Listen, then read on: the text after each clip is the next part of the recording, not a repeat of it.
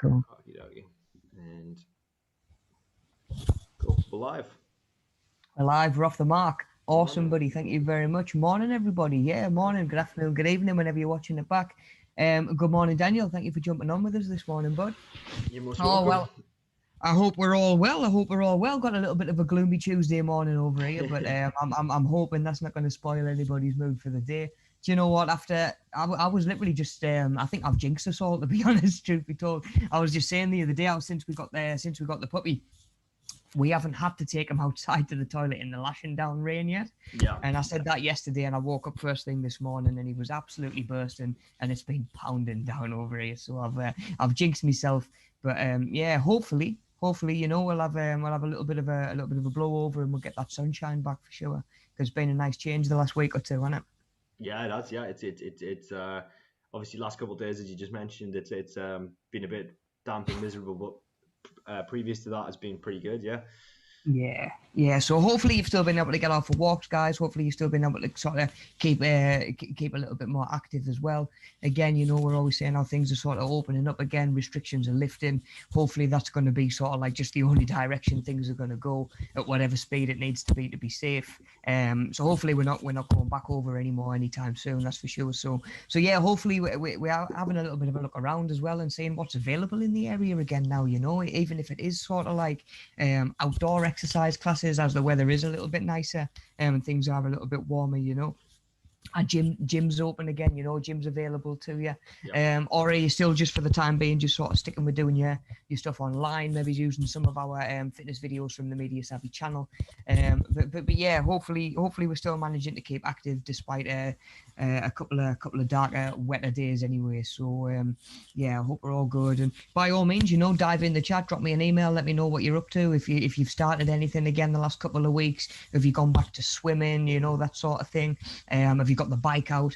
As hopefully things are a little bit drier, But yeah, we've got a lot more at our disposal now than we did this time 6 months ago for sure. When it comes to keeping fit and keeping active, definitely.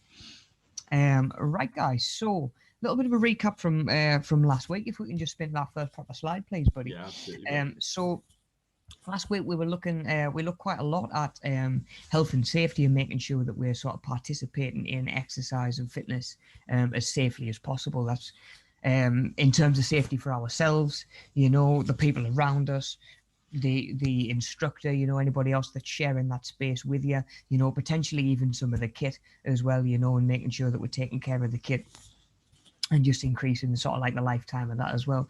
So we talked about warming up, cooling down, making sure that we're not doing that we are doing something that's relevant to the session to come as a warm-up. I've always sort of mentioned, like, if you're coming in to do like a load of upper body stuff, press ups, pull-ups, that sort of thing, running on the treadmill won't really activate the muscles that you're trying to activate. Yeah, you're going to bring your heart rate up a little bit. You're going to get that blood flowing around your body. Your heart and your lungs are going to be working that little bit harder. But the muscles that you're going to be using, your biceps, your lats, your pecs, your delts, are still going to be really sort of cold, and really quite stiff. So it's easy to jump into something like that. You've done 5-minute run on the treadmill. You start doing a load of press ups. It's easy to get sort of inflammation in the shoulders, damage rotator cuffs, stuff like that as well. So it's important that we're doing something sort of specific to the session, before we jump in. Daniel, I'm sure you'll have done stuff like that before yourself, where even if you're doing like a lighter set of whatever it is you're going to do. Before I ever jumped on and did a bench press, I would do 10 reps with just the bar. Yes, If you're warming up the muscle group. And something that we didn't really mention last week, but probably worth thinking about as well, is you're warming up your nervous system as well. Mm-hmm. You're training your body to move through that range. You're getting like I say, those sort of them nerves in your body that fire them electrical signals.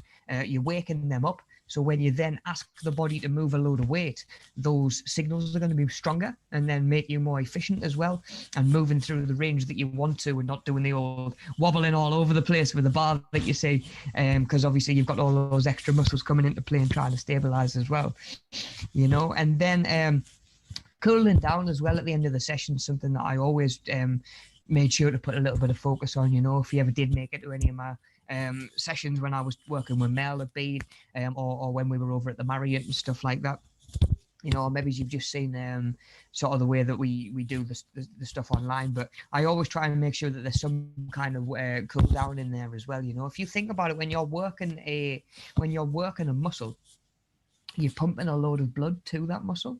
Yep. You know, so obviously to work it, that's where that sort of the pump comes from. You know, if you've ever heard that saying, like, it is, yeah, got to get that pump, chasing that pump. You know, when really it is obviously just blood flowing into the muscle that you're trying to work. So if you get to the end of your session and just stop, you've got a load of sort of excess blood where it doesn't need to be, you know, and like I say, doing a little bit of a cool down, just reducing the intensity of whatever it is that you're doing, can just help your body come back to that sort of pre-workout sort of state, you know, help the blood get to where it needs to be around your body, and actually help a little bit of stiffness as well. You know, that's the time to do what we call your static stretches, you know, even if that's sort of like just pulling your arm across the body, that sort of thing, or doing like a tricep stretch down there. Oh, they're so good. But what I sort of mentioned last week, if you do those at the start of the session, you're at risk of pulling a muscle into sort of like the wrong sort of movement pattern, and you might actually you might actually sort of like hyperextend or move through the wrong sort of range when you're going to train. So that sort of stuff I would always do at the end of the session, you know, and like I say, that's going to take a load of tension out of the muscle as well and help your joints and your posture too. I'll show you a crazy shoulder stretch. Okay, like, you ready?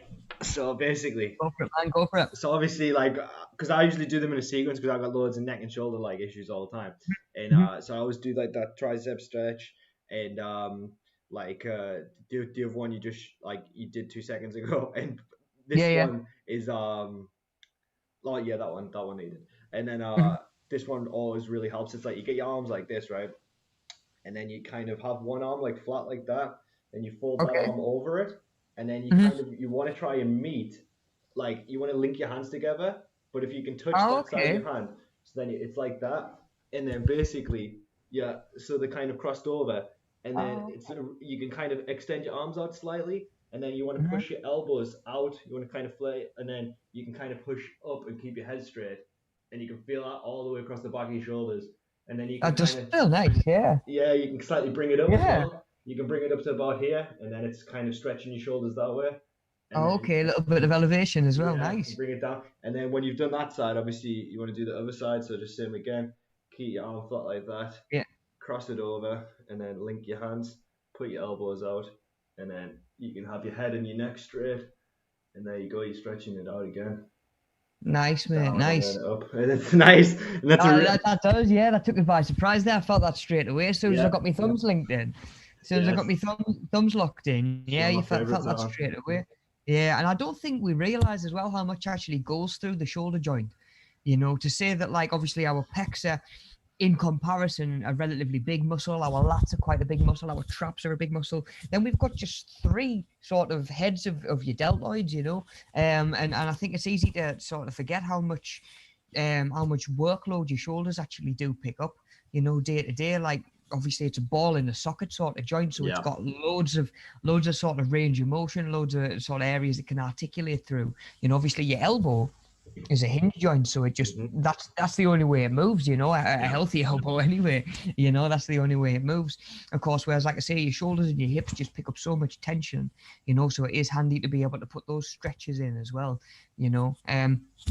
One of my favorite ones for shoulders, buddy, more of a mobility thing than an actual stretch. It's more like a little bit of a test you can do with yourself. If you can sit yourself or stand yourself with your sort of lower back and your shoulders against the wall. Yep. Come back so that your back of your hands are against the wall and your elbows are too. And then you're trying to slide them up, but keeping your forearms touching the wall. Ooh, you get to a certain... like, I'm not even on a wall, and that feels nice, just like that kind of tension. And they're going to try and pull forward. If you've got tight shoulders, you'll feel them try and pull forward or pull away from the wall, as opposed to staying sort of right back. But you've got pretty good shoulder mobility if you can get all the way to the top. You know, if you can move through that full range without your knuckles leaving the wall, you're about there with your shoulder mobility. Yeah, That's a good one, definitely. that But one, for sure. it's a good one because we naturally sit so sort of rounded, right, like round shouldered, sort of hunching over, whereas that naturally retracts the shoulder blades, pulls the shoulders back, Yeah. And gets you a nice stretch across the chest and just pulls everything into a more natural position. So yeah, if you do find you've got tight shoulders, Love it was something that it. that Sue mentioned not so long ago actually, about trying to sort of press above the head and not having the mobility. And I would always say, work on your range first before you start thinking about adding any weight into there. If you're trying to do like a little 5 kilograms in either hand, and you're trying to push overhead, and like you've got the mobility and your arms are coming forward rather than staying like right back where they should be, just drop the weight out, take the weight out altogether, and just focus on that sort of retraction of the shoulders, and always focus on the like I say, the range of motion before you worry about adding too much resistance in there. Gonna try that stretch next time I'm stretching, Rob. So yeah, give it a go, mate. Give it a go. Let us know how you get on, because it will is do. a little bit of a. I remember picking it up for the first time and looking at it and going, that'll be easy. That'll be easy. And then I sat myself, and you know what? I realised how sort of tight my own shoulders were at the time as well. So it is it can be a little bit of an eye opener. So yeah, let me know how you get on, man. Everybody naturally, as you're saying, there's the posture, but then I think when you're stressed, I think tension just naturally accumulates in that area. Like, I think everybody will be able to relate to the fact, like, whenever they felt quite stressed in the body, it starts to feel tight. And we talked about stress hormone and stuff like that before, but like it's like just getting tight in that area. So, like, I think that's so natural, and like, so yeah, it's like nice to be because when you do like tension relief exercises that just even general exercise, getting the blood rushing to those areas, it like helps relax you so much, and it feels so much better. Like, I've done a session of yoga before, and I didn't realize how tight I was, and afterwards my whole mood has shifted, and I've been annoyed. I've been annoyed a full day because of how tight I am, and and when you're used to like a state of discomfort, it becomes second nature, and you don't even think about it, and you're just walking around irritated because you're in pain all the time. And then when if you can do a bit of yoga or stretching and just relax those muscles, it's honestly does the world of good. You feel like you're floating sometimes. Yeah, definitely. Like a little bit of like even just self massage or something like that. Exactly, rolling tennis ball against the wall and leaning on it. Because you know what? And obviously it's no secret now. Of course, the way that society is, a lot of us spend a lot of time with our heads down like that, looking at a phone. Oh yeah. Don't we? How natural is that for a lot of people? I catch myself sometimes like I'm sat on the couch on my phone and I'm still leaning forward like that. I'm like, no, your phone actually moves. Do you know what I mean? Mm-hmm. I bring my phone to me and bring the mountain to my hand rather than the other way around. But and that only sort of makes that sort of tension in the shoulders worse as well.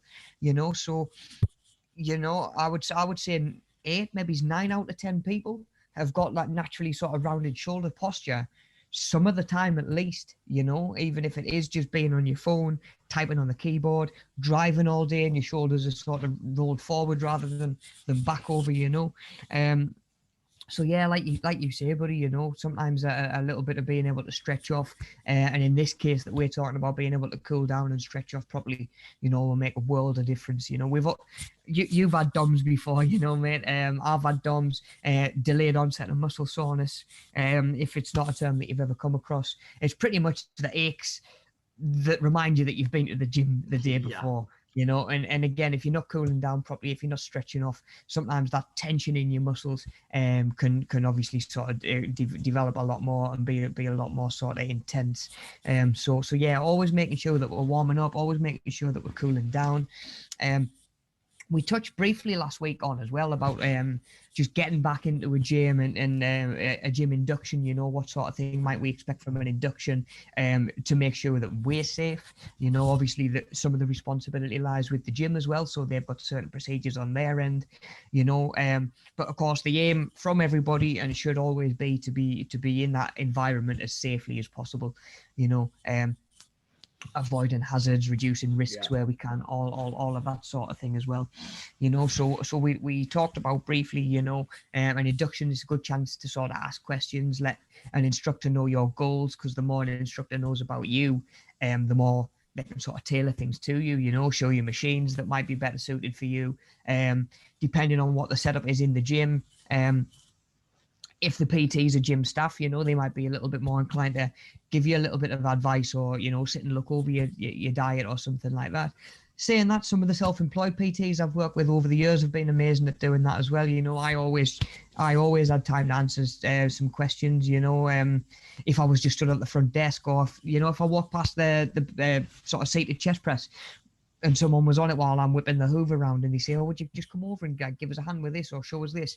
The answer is always going to be yes, because if you're in that environment, and anybody who's chosen to be in that environment, sort of like one of your driving goals should be to help and to motivate and to help people get the most out of their time and their money, so. Again, I always made sure that I was aware. It was pretty much the first question out of my mouth with most people. Any injuries that I need to be aware of, be that a new person turning up to a class, be it someone coming in for an induction, someone coming in for their first one-on-one PT. It would be, what injuries have you got that I need to be aware of, so I can make sure I'm not going to give you anything that's going to cause you to miss time in the gym, to give you setbacks, make anything worse, because of course some damage that we do is irreversible as well, and the responsibility lies on us as a gym member, and of course the instructors and the gym staff as well. And like I say, just make sure that we're doing everything safely as well.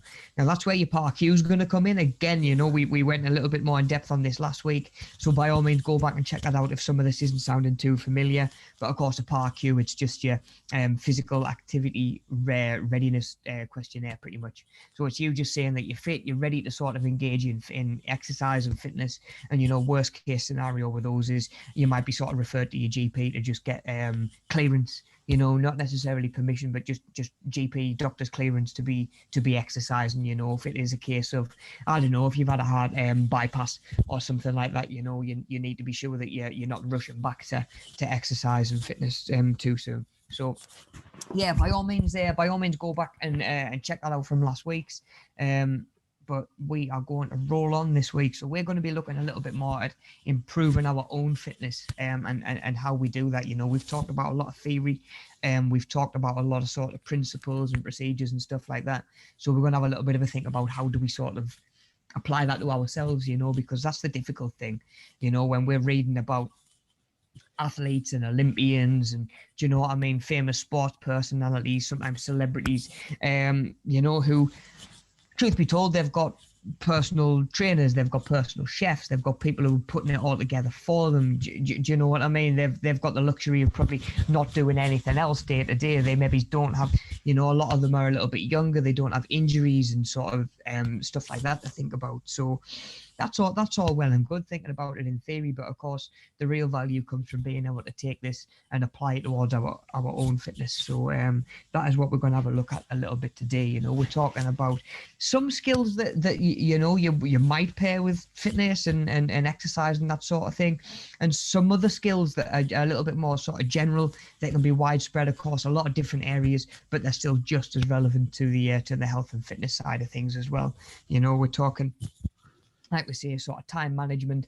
It's going to help you get the most out of your fitness, out of sort of your 24 hours in the day, because we've all got the same 24 hours in the day. How do we get the most out of that time? Are we turning up for classes when we've booked onto them? Are we turning in for PT sessions or consultations or inductions even? I've had people over the years just not show up for an induction. I'm like, well, do you know what? Yeah, stuff happens. Emergencies come up. There's other priorities. But how committed is somebody? And it gives you a bit of an insight of their mindset. If they don't turn up for an induction that they've booked or a consultation that they've booked, and they don't even let you know that they're not coming. Which is something that's a different level altogether. Yeah, it's one thing to just blast a quick message over and say, sorry, I can't make it today, this has happened. But to just not turn up at all. Frustrating. I would be a little bit more reluctant to book you in again, because it's something we're trying to do you a favor, really. It's time out of my day. It's or the instructor's day. It's time that they could be doing other jobs. The worst thing about when you is the kind of instructor / teacher in that situation is that whole hour that they're booked in for, you can't relax because you're thinking they're going to turn up at any minute. So it's like it means that the next hour you spend, it's your work's greatly affected no matter what it is, because you're thinking they're going to turn up at like 15 minutes left here, and it happens sometimes, and then so it's like that's another thing as well.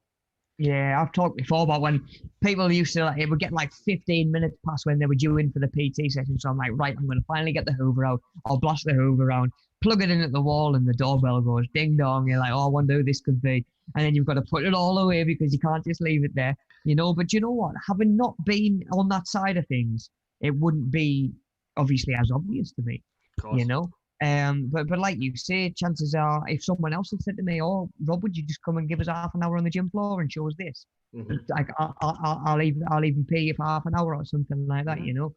Which obviously generates sales for the gym. If I'm kind of 15 minutes into a session, I was expecting somebody to show up from, you know, I'm going to be a little bit more hesitant to be able to go and give that person the help who is there asking for it, you know, as opposed to the person who hasn't turned up at all. Yeah. You know, and then. Go on, what? Yeah, no, you continue, Matt. You were saying. No, I was just gonna mention now, of course, that applies across all different vocational areas. You know, that's going to apply to a lot of different responsibilities. You know, social responsibilities or social commitments. Have you said you're going to be somewhere at a certain time? Are you meant to be picking somebody up? You know, are you the one driving and you're car sharing for work or something like that? So you being late is going to make 4 other people late potentially, you know. And then of course there's just not being late for your shift, missing deadlines, because of course managing your work and hitting deadlines is all to do with time management as well. So of course it's just one of those skills that it's handy to work on, and yes, it will apply to your health and your fitness and your well-being, but it's gonna apply all over, like all aspects of your life pretty much, you know. And of course it's something that I don't think we ever have sort of nailed. It's something that we're all always sort of actively working on, you know. A lot of these skills are, you know, we're never done working on them. We have to keep working on them, you know. Of course. Then we were talking about sort of are you sort of fitness ready? Have you got the kit? Have you been out and you've got appropriate clothing, appropriate footwear? You know, we sort of mentioned this time last year when we went into lockdown how if somebody who was going to the gym 5 days a week and they were training in, I don't know, sort of flat sort of lifting shoes, shorts, the old string vest, the old Gold's vest, you know, nips out on either side, may as well not have a vest on. When lockdown kicked in last year and the gyms closed, if that person wanted to take up running, you know, they're not really equipped for that. You know, not just maybe in terms of fitness and stuff like that, but they don't have running shoes. You know, do they have a water bottle, or are they just used to having a water fountain in the gym to go over and get a drink whenever they want? Maybe you don't have all the kit that you need. You know. Well, yeah, there's that saying as well, which I mean, there's that saying where it's all the gear, no idea, which I think is quite funny. But like, you know, just when like obviously having the right kit for what you're doing is essential. You know, we talked about running shoes. Like you physically can't run that far without the correct running shoes. You're gonna get shin splints. You're gonna get, you know, there's a thing called like plantar fasciitis, which is like, you know, like something you can really damage your feet, and you can because especially when you're running on a treadmill, there's no incline like in a natural environment. It's just a flat surface. So if you're running in boots or in, you know, just some casual shoes, that might be okay for a while. But if you're doing some long distance running with it, you could seriously damage your feet. So having the right kit is essential in that case. But definitely, man, it works all the way up as well: feet, ankles, knees, hips. You know, if you haven't got the right footwear for it, you're gonna slowly, gradually cause lasting damage as well. You know, then we're talking like on the gym floor, mate. I've kicked people off the gym floor for being up there in flip flops. I'm like, mate, it's unhygienic as well, isn't it? So yeah, like you're in the free weight section. There's people literally like chucking dumbbells down, weighing like up to 40 kilograms a piece. And you're there in like your beach sandals. Do you know what I mean? Like in your beach creepers. Like, yeah, do you know what? You're gonna get an injury, and do you know what? Somehow it's gonna be our fault. I know. It's going to be our fault. So I'm like, do you know what, mate? And like you say, there's the hygiene side of things as well, that we've got to think about. We're in a shared environment. It's one thing, to be in the changing room, walking around in just a towel and maybe the old sandals or flip flops or even a poolside, but on the gym floor when there's chunks of iron going around, that's not the place for it. And I can vouch and say I've had a kettlebell dropped on my foot. I remember you talking And about I was glad of my trainers. Do you know what I mean? They're not steel toe cap that. boots, Yeah. but I was glad that I wasn't up there in my flip Oh flops on man. my slippers. That's for sure, mate. Like, Definitely, it's definitely. it's just funny because you when you said like the string vest and stuff, I picture in my head like the kind of person who like chalk obviously can help a grip right quite a bit, but like you get those people who they got like the chalk and they're just like and like it just like goes everywhere and it's like all over like the weights rack and it's like That's it. Yeah, yeah. Like he's at the Olympics. Like yeah he's at the man. Olympics, going for a world record, and then you've just got someone like trying to do like bicep curls next to him, coughing his lungs up because they get noxious cloud of chalk dust comes floating over. Yeah, That's it, yeah, man. definitely. Yeah, every gym's got one. Every gym's got one. Have you 100%. have you ever tried the smelling salts thing that like certain lifters use? I haven't actually. I haven't. It I've seen it. I don't know if it is. I don't know if the science behind it. You might be able to correct me, but I don't know if the science is something to do with vasodilation, which is what we call when the veins open up a little bit more to let more blood flow through. right.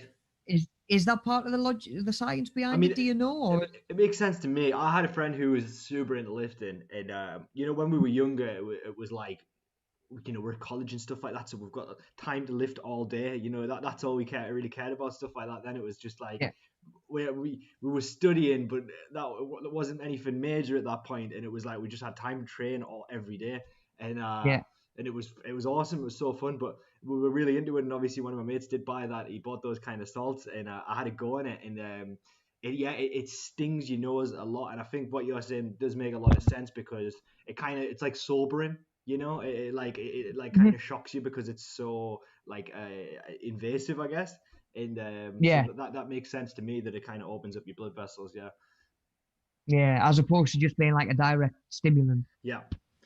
Yeah, yeah, of course, because that's where you're talking like your pre-workouts and stuff like that. If you do just need that little bit of like an extra caffeine boost or something like that. But yeah, there are different supplements out there as well, like sort of Daniel says that will sort of give you that extra little bit, but that might be sort of like your amino acids. That could be, like I say, like your smelling salts. There's a lot of different ways we can sort of go with it. I always, just truth be told, I always went with a more sort of natural approach. To be honest, again, like it's a little bit of a tangent, but when it came to pre-workouts, I got to the point, and I've seen a lot of people get to the point where kind of like a coffee, you become reliant on it just to feel at normal level, Hmm. as though like, do you know what I mean? Someone that wasn't dependent on it is normally at that state. If you're dependent on it and don't have it, you're down there, Yeah. and taking it only brings you up to there. Anyway, it got to the point where I was thinking to myself, if I hadn't had a pre-workout, the session was a write-off already. So you're sort of just going through the motions. You don't feel quite as strong. You don't get the reps out, and it gets to the point where it can be a little bit demotivating, which is obviously the opposite of what's intended by it. Whereas one every now and then will give you a bit of a kick with the backside, and it will push you on that little bit more. Totally. Definitely. Also, I would, as a word of warning, like I'm particularly caffeine sensitive, and a pre-workout is loaded with caffeine usually. So it's like, Mhm. just kind of be mindful of that. If you are someone who's sensitive to caffeine, a pre-workout's probably not for you. There's always that like kind of a meme on the internet, which is like, oh, that they took 2 scoops, and it's like, Oh yes. and like when I was younger, man, I used to have a pre-workout, and it is just caffeine. It's nothing else, but.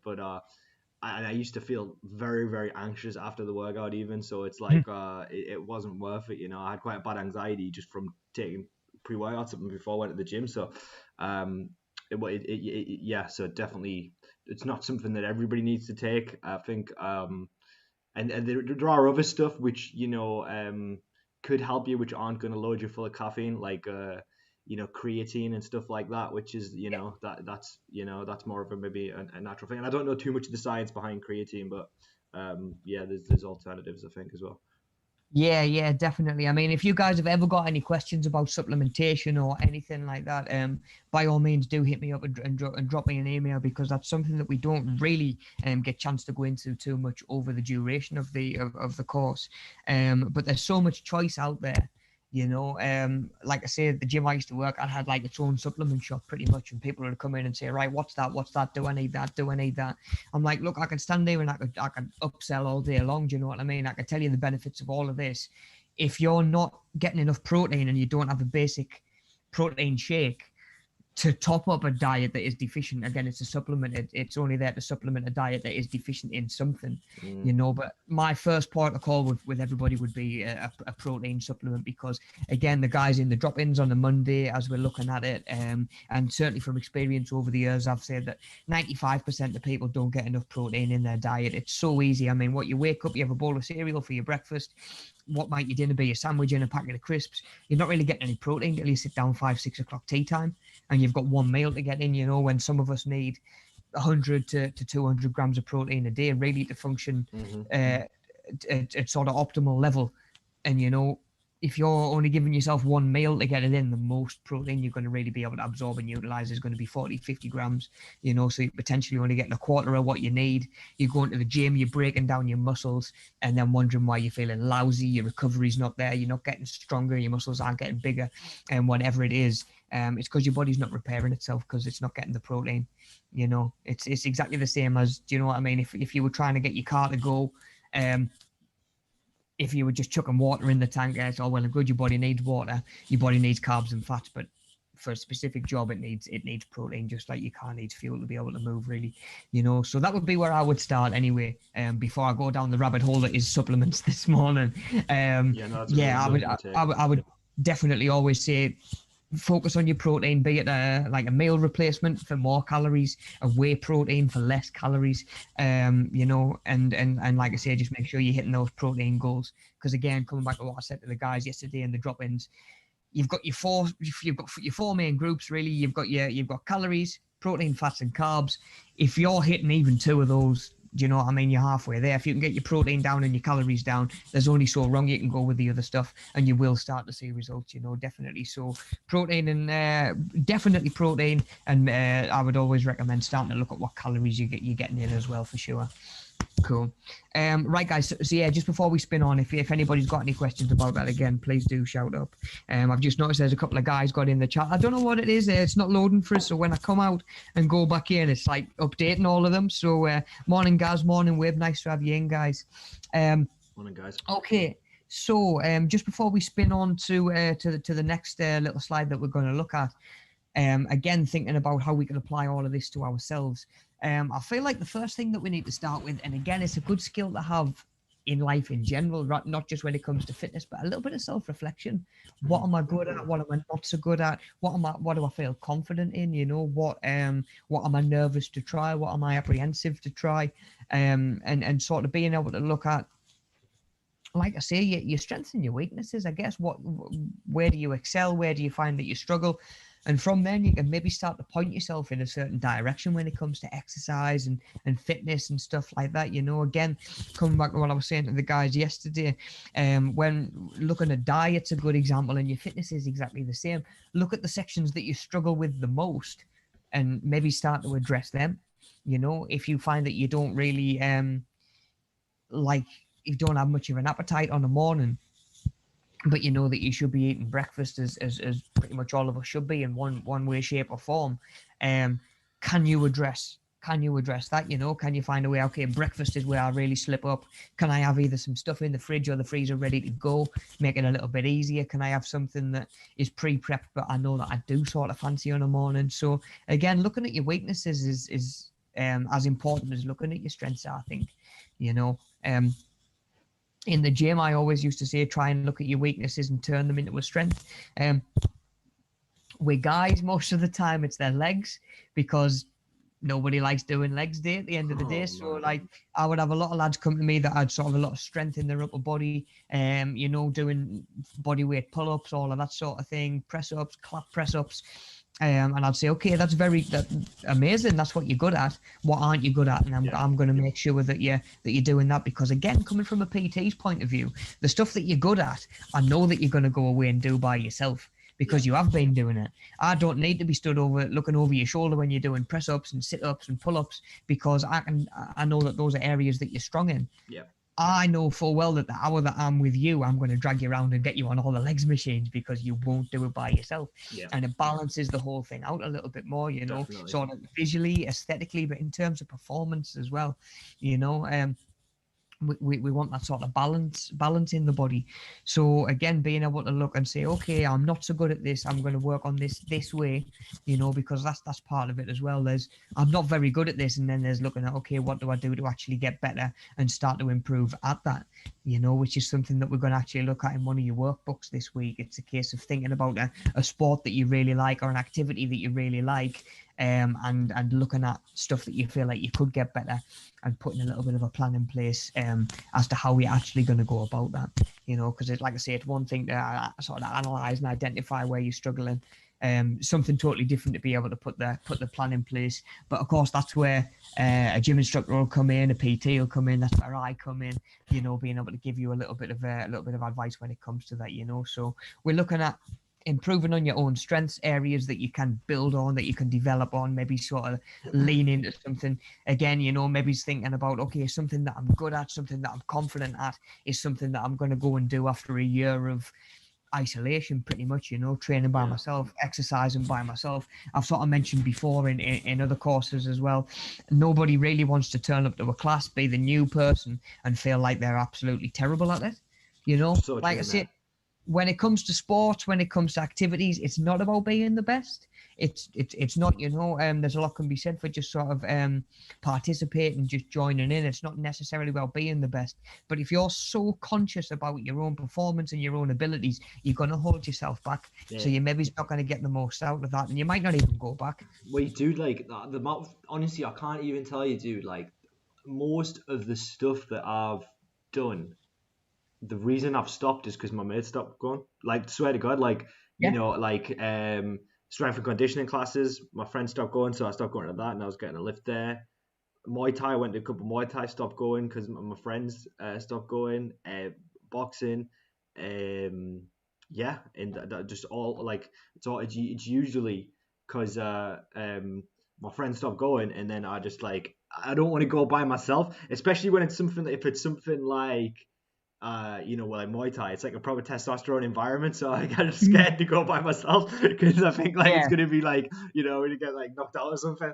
But like, you know what I mean? So, but that's it. Yeah. So, but you're right, dude. And also, I feel like, I mean, those were when I was even fitter. Like, I went to like my last experience with something like that was, I think, last year or the year before. I went to a boxing session with my mate, and it was good, and we were gonna go back, but like, to be honest, it was a good workout and that, but I felt like kind of it was kind of awkward because like we just wanted to go for fitness, and like the guy was kind of hinting, he was like, well, yeah, we are going to want to like spar, and we do like competitions and stuff eventually, and it just that kind of like turned me off it, because I thought like, well, I don't have any interest in that, you know what I mean? Like, what there's literally nothing for me to gain from doing that when it's not my goal. My goal is for fitness.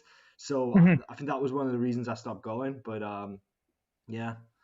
But that's a really good point, mate, to be honest, because like you say, you will have differences like that, you'll have like a big one that I used to sort of say happening in the gym that I was in was a class called Boxercise, which is kind of boxing but for fitness. Yeah. You've got somebody on the pads, you've got somebody with the gloves, you're doing combos, you're doing patterns, you're working on technique, and that's tiring enough work in itself.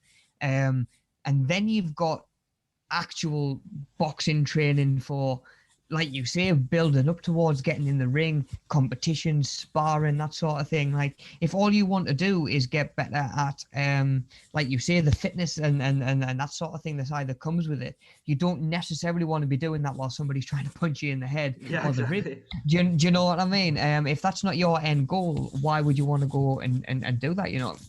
that's not my decision to make, of course.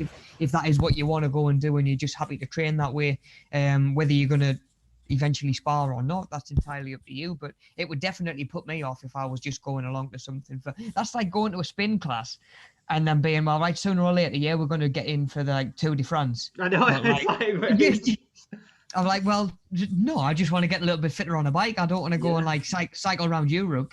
Do you know what I mean? It's exactly the same sort of thing. So again, you're coming back to the session that we did a couple of weeks ago, looking at what's available in your area, what activities are available. You know, sometimes you do need to do a little bit more digging. And just making sure sort of what the class is about, doing a little bit of research as well. And again, if you're aware of sort of like your strengths, your weaknesses, that sort of thing, then it's going to give you, it's going to leave you a lot more in a much better position to sort of go along to something that you maybe is going to sort of an environment that you're going to thrive in, really, you know, whatever that might be.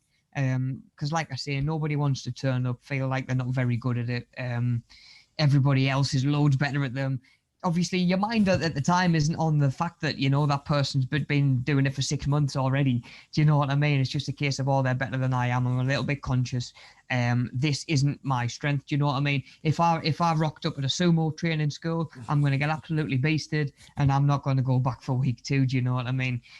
Whereas, you know, I was always better at like endurance training. I'm obviously sort of like running long distance, that sort of thing, and was always quite quick at relay and stuff like that. So I'd be more likely to sort of gravitate towards something that I feel like I'm good at or that I enjoy. It doesn't have to be both, you know. I've actually mentioned my cousin's getting into the basketball a little bit as well, and we've actually mentioned going and just shooting some hoops over the summer, you know, while it's nice. Do you know what I mean? The fitness side of it will come from it, yeah. Like I say, that fitness side of things will come with it, and at the same time, it's something that I enjoy. I'm absolutely awful at it. Do you know what I mean? Like, it's not anything that I've ever really played, but do you know what? I'll go along and I'll get some fitness going and just getting all the.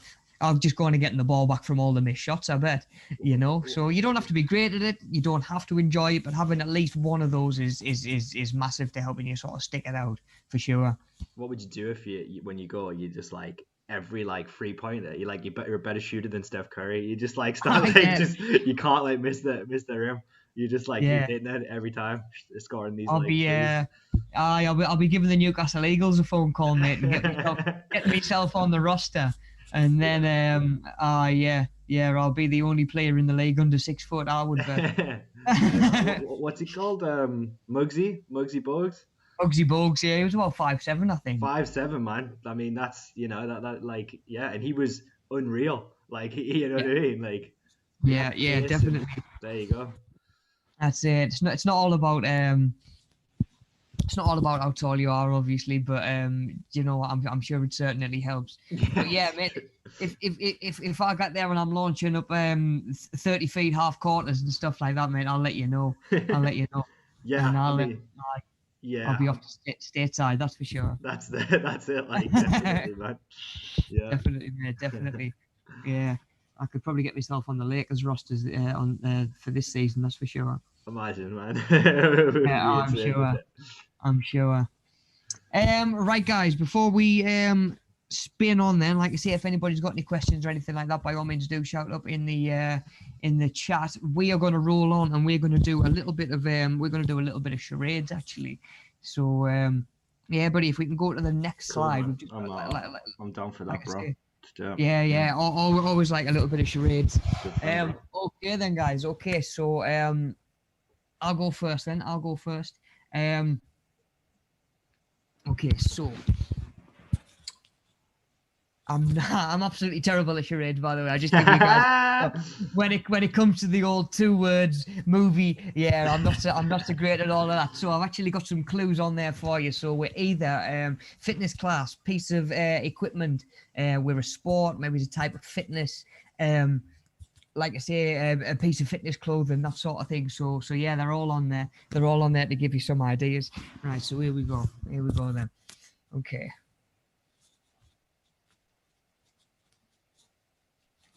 I've got an idea what it might be. Got an idea on that one, buddy? Yeah, you got an idea? I've got an idea, buddy. Yeah, do you want to fire away again? Yeah. Shout up in the chat if you've got any ideas as well. Yeah. Go on, man. Yeah, if anyone knows in the chat as well, just fire away. But I'm going to go ahead and say that it's a piece of fitness equipment, Sure is, bud. It sure is. and I would say that it's a protein shake, or you could just a protein shake, or it could be like Yeah. yeah.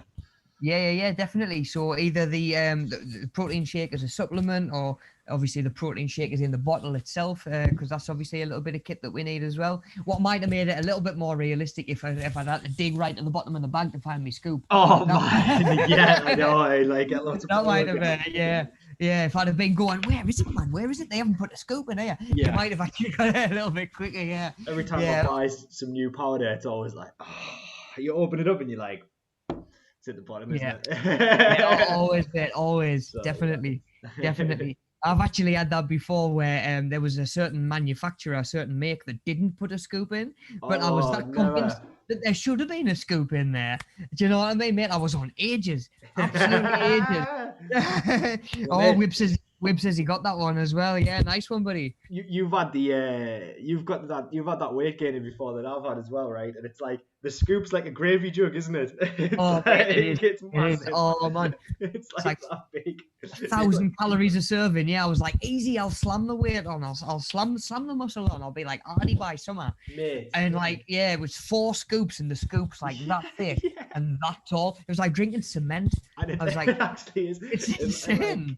I remember the very first time I had it, mate. I didn't realize you had to blend it, and like I tried to just do just scoop it with my shaker, and like it was just like hadn't melted at all. So it was like pure powder. So I was like, oh my god. So then I realized you actually have to blend it because it's that thick.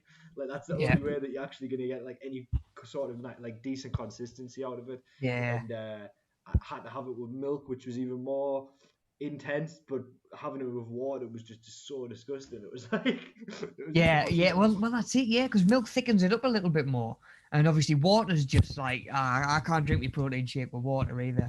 I've always struggled with that. No, definitely not. Killed me, man. Like there was I remember one time, like I don't even know if I should tell a story, but like I had a weight gain at like 2 hours before, and then my dad made like a Sunday dinner, and I tried my hardest to eat it, and he was like, wait, you need to eat your dinner because there's no nutrition in the weight gainer. It's just like fat and protein, and like, you know what I mean? It's not like like this is actual vegetables and food and stuff.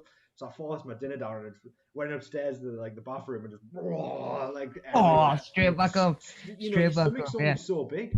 It's just it is. Like you can't cram that much in, man. Your stomach's only so big, and it gets to a point when it's just gonna come back out because your stomach can't take it. Absolutely does. And I was punishing my stomach by trying to so desperate to gain weight in those days that was trying anything. So that's it. That's it, mate. Yeah. But, so there's definitely a right and a wrong way to do the old weight gain for sure. Okay. Yeah, right, buddy. Do you want to do one, or do you want me to go again? I'll do one, man. Let's do one. Yeah. Oh, nice. Let's do one. Okie dokie. Let's have it. Right, because some of these are harder to do than others, aren't they? So let's have. They will be. Yeah, especially from like a seated position. Yeah. Okay, let me. I'll try and think of okay, I'll go for an easy one this round, and then we'll do one more maybe, and then I'll try hard. Okay. Okay, so I'll go for an easy one. Right. It could go either way, this one. So but okay, so basically, ready.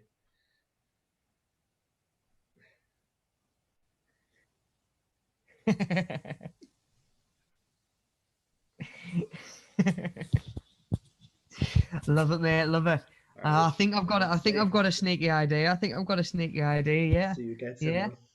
Yeah. I'm going to see if the guys have any idea in the chat.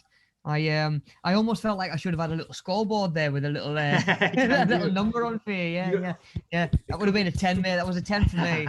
It could be a couple of things, so I'll take a couple of answers, but we'll see. Oh, okay. So I would say that there was probably a couple of pieces of equipment in there. Yeah. And then maybe 1 or 2 different activities or sports, depending on which way you looked at it. Yeah. Yeah. Okay, so Wib says swimming. Yeah, were we going for swimming, buddy? Yeah, swimming's fine. I'll take swimming, yeah. Bang on, yeah, swimming. He says diving. Awesome, buddy. Yeah, class Wib, really good. So my guess would be, if I was going to go a little bit further, maybe some swimming goggles. Yeah, that's fine. Yeah, And I've that as maybe well. Piece of fitness did, equipment, swimming goggles, definitely. did you sneak a shower cap on at the start of that? A swimming cap or Yeah, not? swimming Oh, cap. yeah, Yeah, oh, I thought so, mate. I thought so. that was it. I Yeah. thought so. I was waiting for the telltale. That just slap onto the old head. Yeah, class, mate, class. So yeah, we had quite a few in there as well. You know, obviously, of course, we've got a swimming pool that's going to be the facility as well. You know, so yeah, oh, spot on, mate, spot on. If that was the easy one, I can't wait to see what's coming next. I can't wait. Right, guys, I'm gonna go. I'm gonna go one more then. I'm gonna go one more. I'm gonna try and keep it a little bit on the simple side. So we've got that.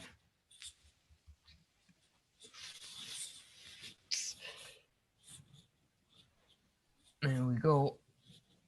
What do we reckon? Yeah, so I'll take name of an exercise. I'll take maybe some kit that I could use while I was doing it. Again, oh, nice one. I just seen you replying to the guys in the chat there. Spot on. Cool. So yeah, locked in. Right. From there. Yeah. Okay. Yeah. Okay. Right. Cool. I think I've got it. So okay. Yeah. Go on. Right. So we could have a few different things, obviously, but I would say the type of exercise would be or it's a type of fitness, could be weightlifting, right? Yeah, of course. The name of exercise could be overhead press or military press. Yeah. Bang on, mate. Yeah, Wib says bar press as well, of course. Yeah, depending on what you've heard it called.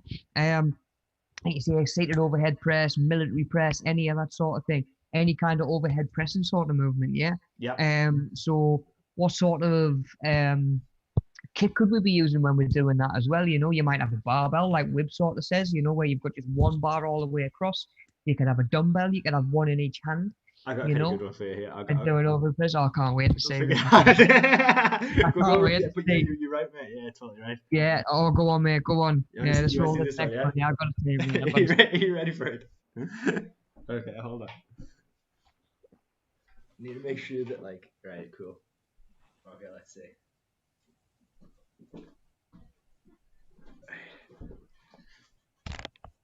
Okay.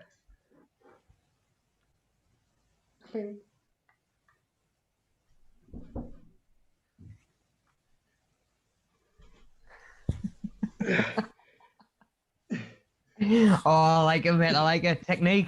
That range of motion as well, man. That range of motion. Class. Right. Class. See who's got that then. Love it, mate. Love it.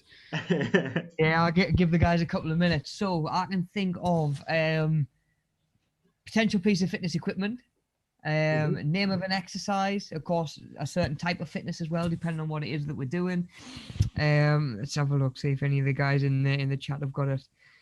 I reckon Wib can get this one, like, definitely. Even the name of the muscle used always beat us to it. Yeah, lats pull. Any kind of like a lat nice, pull down. Smashed it, man. You've been pumping some iron, Wib. Class, man, class. So yeah, it looked to me like some kind of lat pull down. Yeah. Did you even lock yourself in with the little bar? Yeah. I liked it. I do. I like that. So of course, yeah, we might have like something to anchor us a little bit. That's it, man. Yeah, that's it. It's kind of, if you've never seen it done, if you've never seen that exercise, it's kind of like a pull-up, but you bring the bar to you rather than trying to lift yourself to the bar. Because obviously, like, if you've done pull-ups or tried pull-ups, they're hard. You know, it's a bodyweight exercise pretty much straight away. And without that sort of movement where you're sitting down, you're anchored in, and the machine's getting pulled towards yourself, you know, you're working against gravity. And like I say, you're moving your own body weight. There's no real way to build up to that, you know, unless we've got like a specialized piece of kit. Sort of like if you've seen like an assisted pull-up machine, some of them will have like a little platform that you stand on, kneel on, that give you a little bit of assistance. But yeah, more often than not, that sort of lateral pull down is a really good way to start building up that strength in the muscles that you're going to need for pull-ups as well, you know. So I like I love the attention to detail, man. I love it. There we go. Make sure that the pin was in. I almost heard you fannying on with the weights as well. That's it, yeah. Making sure that you set the right weight as well, yeah. Should we do one more, or do you want to move on, or it's up to you, mate? What do you reckon? I tell you what, we'll do one more. We'll do Okay, one no more. worries. I don't have another one ready to go. Let's just. I've got one. I can smash one out if you want. If you Oh, want do you want to first, go first, mate? Go on then. Go on. You can think of one. Yeah. Right, okay. Let's have it. Okay, see if you get this one. Move that out the way. Okay.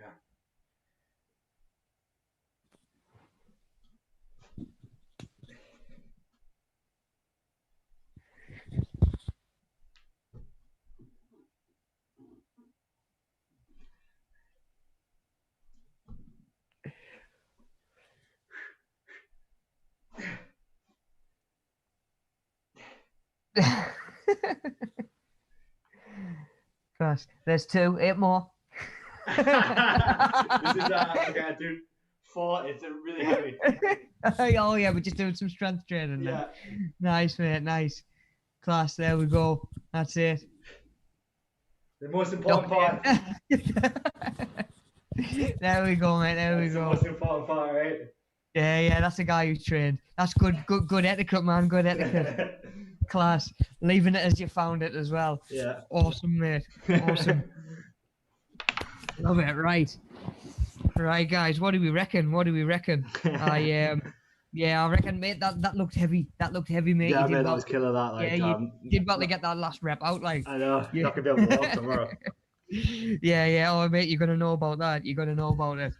Right. Okay. So same again. We've got a particular piece of equipment that I saw in there, if not 2, if you want to broaden it a little bit more. Of course, type of fitness, name of an exercise, or in fact, did you I just seen did you go weight belt there, mate, or not? Or were you, I didn't actually. I actually forgot about that there. Actually, you know, it is. I had the idea to do that exercise in my mind. I was thinking I'll do that, but then I forgot when it came. Class, mate, class. Just the pressure, mate. Just the pressure of the moment. Yeah, that's it, man. It's easy done. Oh, class, mate, class. So I would say that looked like a squat to me. That looked like a back squat with the weight loaded on your back. That looked very much like a barbell across the back as well, rather than the weight anywhere else. Of course, I noticed the squat rack in there as well. You know, I like the on and off the squat rack. You got to make sure that you get it locked back in before you let go of the bar, mate, for sure. And of course, squat in general, you know, we're working your quads, it's a good full body sort of exercise as well, you know, but again, so we've got the barbell. I noticed the weight plates coming off either side, you know, mate. Appreciate you taking them off when you were done. That's it, you know, it's the way it should be, you know. Love it, mate. Quality, right. Let's see, I've got one more to do, then let's see how well it translates over camera, shall we? Right, so we're gonna go. Okay. Yeah. Yeah. What do we reckon? Okay. So, got a good idea. Yeah. Nice. Yeah. Yeah. Good, what do we think, guys? So take a couple of different answers for this one. There's a few different things that we can get in there. Very, very nice. I think that for a piece of fitness equipment, we can have a helmet, you know? Like of course, yeah. Always important. Safety helmet. Mm-hmm. It's important. I like how you clip that in there as well. It's very nice. Bit renegade though. No elbow pads or no knee pads. No elbow pads or no knee pads. Yeah. That's it. But that was good, man. And then I think obviously another piece of equipment, you could say, well, yeah, same with exercise. We'll kind of go hand in hand with the exercise, but yeah, bike, you know, a bicycle. Cycling, Yeah, cycling, yeah. And then the exercise would be cycling, yeah. So yeah, brilliant. Really good for your cardio fitness as well. Yeah.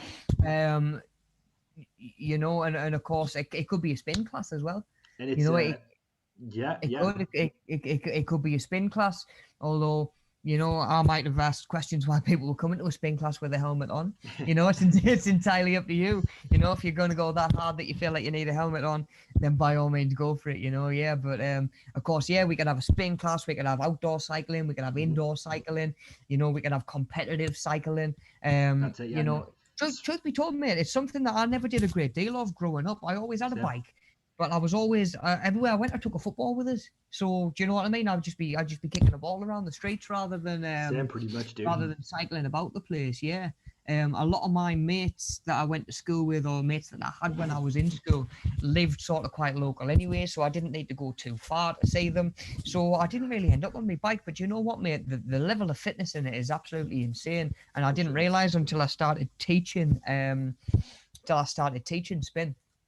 And do you know what? My cardio fitness just came on. I was actually able to drop it out of my regular training because I was doing plenty of it through me sort of instructing and stuff like that. Yeah. But yeah, depending on what you're doing, sort of like obviously if you've ever done a spin class, you know you've got like a little dial on the bike that turns up the resistance. So you've got like sometimes you're sort of seated and you're just sprinting as fast as you can with not much resistance on. Other times you're standing up and getting your body weight over the pedals with loads of resistance on to simulate like quite a steep climb.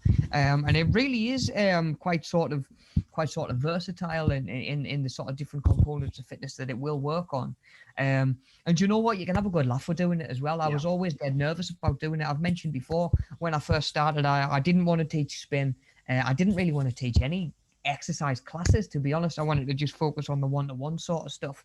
And as soon as I realized that doing spin class, I could use sort of my music for a start, and I could just sort of choreograph stuff however I wanted and just make the session my own, I really started to enjoy it, you know. When I'm in the gym all day listening to like whatever generic stuff's on the radio sort of day to day, it's one thing when it gets to 6 o'clock and spin class is coming on, and you know what, I've got some Led Zeppelin in there and we've got some Bass Hunter, and you know what I mean, just like a good mix, a little bit of Pendulum. I used to love Pendulum, The Prodigy, that sort of thing. Guns N' Roses, always had a decent track or two for spin, like that sort of thing. And like I say, just able to really sort of personalize it and make it my own. And of course, the people that gravitate towards that are the people that like the same sort of stuff, you know. So it got to the end where I'd let people sort of vote on the track list. Do you know what I mean? If people turned up 5-10 minutes early and I'm like, right, you know, X amount of tracks, I've got a couple of new ones that I want to do this week in terms of what the rest of the session looks like. What do you want to do? Because then I know that they're feeling more engaged in that and they're going to work harder as well, you know. But yeah, definitely spin's something I would definitely recommend. Like I say, it's something that I had a certain sort of preconception about until I went and did it. And like I say, it's totally changed my viewpoint on it as well. So again, coming back to, you know, identifying our strengths and our weaknesses is going to be a big part in the moving forward into different types of fitness. But you know, maybe have a look around, see what is local, and maybe hit a local spin class. At the same time, there's cycling groups as well. If you'd rather get out and about and see some of the countryside over this summer, especially after a year of lockdown or a year of restrictions, I'm sure it'd be nice to maybe join in. Like my dad went and did the coast to coast for charity once, where he literally did west coast to east coast. Wow. Took him 3 days. I can't remember whereabouts in the country it was or how far down the country, but it was might have been about sort of Blackpool level. So of course the country's a good bit wider there as well. Yeah.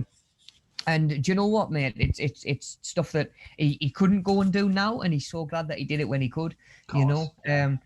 And of course, there's obviously the camaraderie amongst the people that you're doing it with as well, and the social side of things, and you're more likely to sort of help each other stick to it, and especially something like that, you know. Nobody wants to get to day 3 and say, "Oh, I'm done. I'm not gonna finish up the last leg with you guys. You go on without me. I'm gonna go home." Of course, you're not gonna, you know. So again, cycling might be your thing, spin might not be. Cycling outdoors might not be, but don't let that fool you into thinking that there's no other options that you can go and try as well, if that is something that you've always like I say, had a bit of a passionate about, you know, because I had kids in my year at school that were never seen without a bike underneath them. You know, for all the lads that were always playing football and stuff like that with us, there was always guys on like, they pretty much looked welded to their bikes. Like, so, you know, we've all had different experiences, different hobbies growing up. If that's something that does interest you, like I say, there's loads of different options you can do, even if one of them isn't necessarily for you, you know. Cool.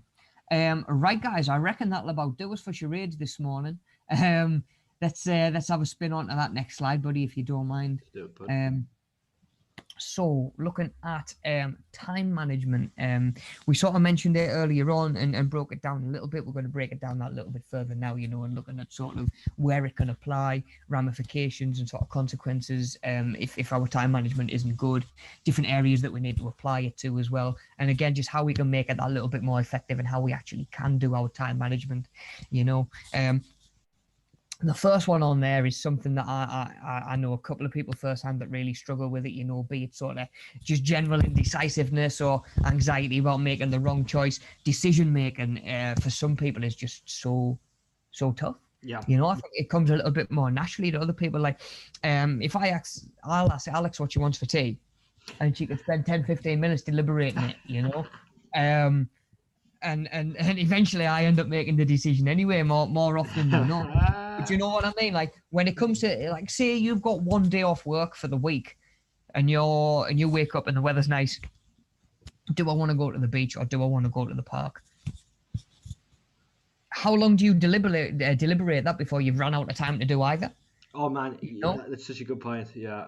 Yeah, I'll do it like when the weather's nice. When I wake up and the weather's nice, I'm like, right, what am I going to do? Because I don't know how long this is going to last. If I'm sat there going, oh, should we have a barbecue today? Should I cut the grass? Should I get the fence sorted out, or whatever it might be? Sooner or later you're out of time to actually do it. I know. Yeah, you're right, man. Definitely. So decision making can be key in of course making sure that we get the most out of the time that we've got. And the sooner you can arrive at a decision, the more of that time you're actually going to have to work towards whatever it is that you're trying to do, rather than spending half of that time deliberating a decision one way or another.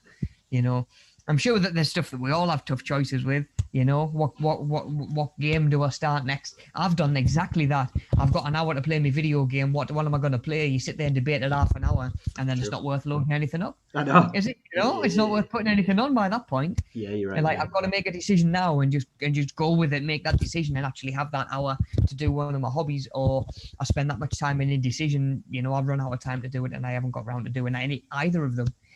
So again, decision making is tough to. It's something that sort of we have to be mindful of, and again, I think it's something that we always have to be working on. It doesn't come naturally to many people that I've met to be able to know what decision they're going to make and be happy to make that decision straight away. I've just seen Webb's got to go and get his bloods done. See you next time. See you later on, Webb. I hope everything goes okay, man. Have a good day. I might catch you on tomorrow's stream as well if you're on. If not, have a good week, buddy. Stay safe, and I should catch you next week. See you later, Matt. Yeah, cool. Right, guys. So prioritizing is another big one as well when it comes to time management as well. And I do it a lot through work with deadlines, whatever it is. Whatever needs to be done first, whatever needs to be finished first is what I'm going to focus on first. Whatever deadline's going to hit me first, I want to know that bit's done. Then I can move on to whatever's coming next. It's kind of like if you've got a piece of work, it might be for this course. It might be even just talking hypothetically. And when you've been at school, when you've been at college, whatever it is, you've got a piece of work that's due next week and you've got a piece of work that's due next month. Does it make much sense to sit and focus on the one that's due next month and run out of time to do the one that's due next week? Sure. I would say probably not. Can we prioritize?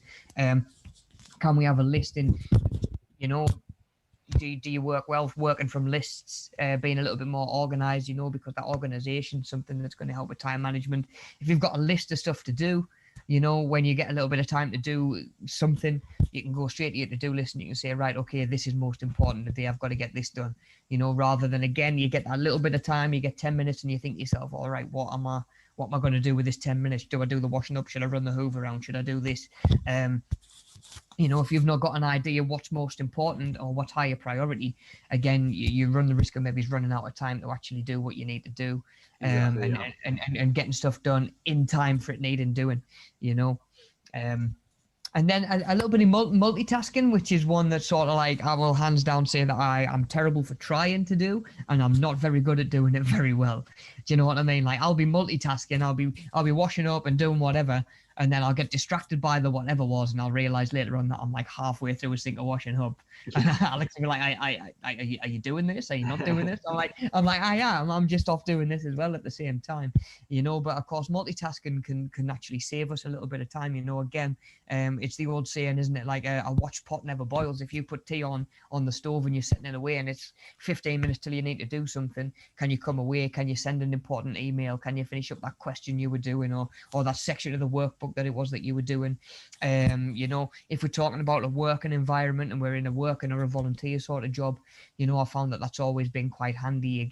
Again, when I was going around doing the hoovering on the gym floor, I would take the disinfectant spray as well with us as well, so I could sort of like spray the machines, hoover around them. The spray's had a little bit of time to do its job. I can wipe them down and move on, sort of thing. It's exactly the same as it's very similar, to be honest, to doing like your supersets in your training. Yeah. Rather like you're doing something and then jumping straight into something else rather than just stopping. It saves you time. If you were doing 10 squats and then standing for 5 minutes before you did another 10 squats, you're going to be there a long time, aren't you? Rather than sort of like doing your 10 squats and then doing some bicep curls, then some press ups, and then coming back around to your squats. You're getting a lot more in, aren't you? Of course, And the same principles apply with sort of day to day, with life, with hobbies, with tasks, with jobs, with chores, whatever it's going to be. Work responsibility with the kids.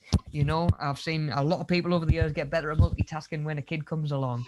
Yeah. As soon as there's a child on the scene, and you've got one arm set away rocking the baby seat, and you've got one arm over here doing whatever you need to be doing. I don't know, chopping tatties or chopping carrots or whatever it's going to be for tea.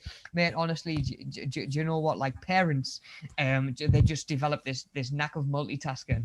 A lot better, I'm sure they do. Yeah.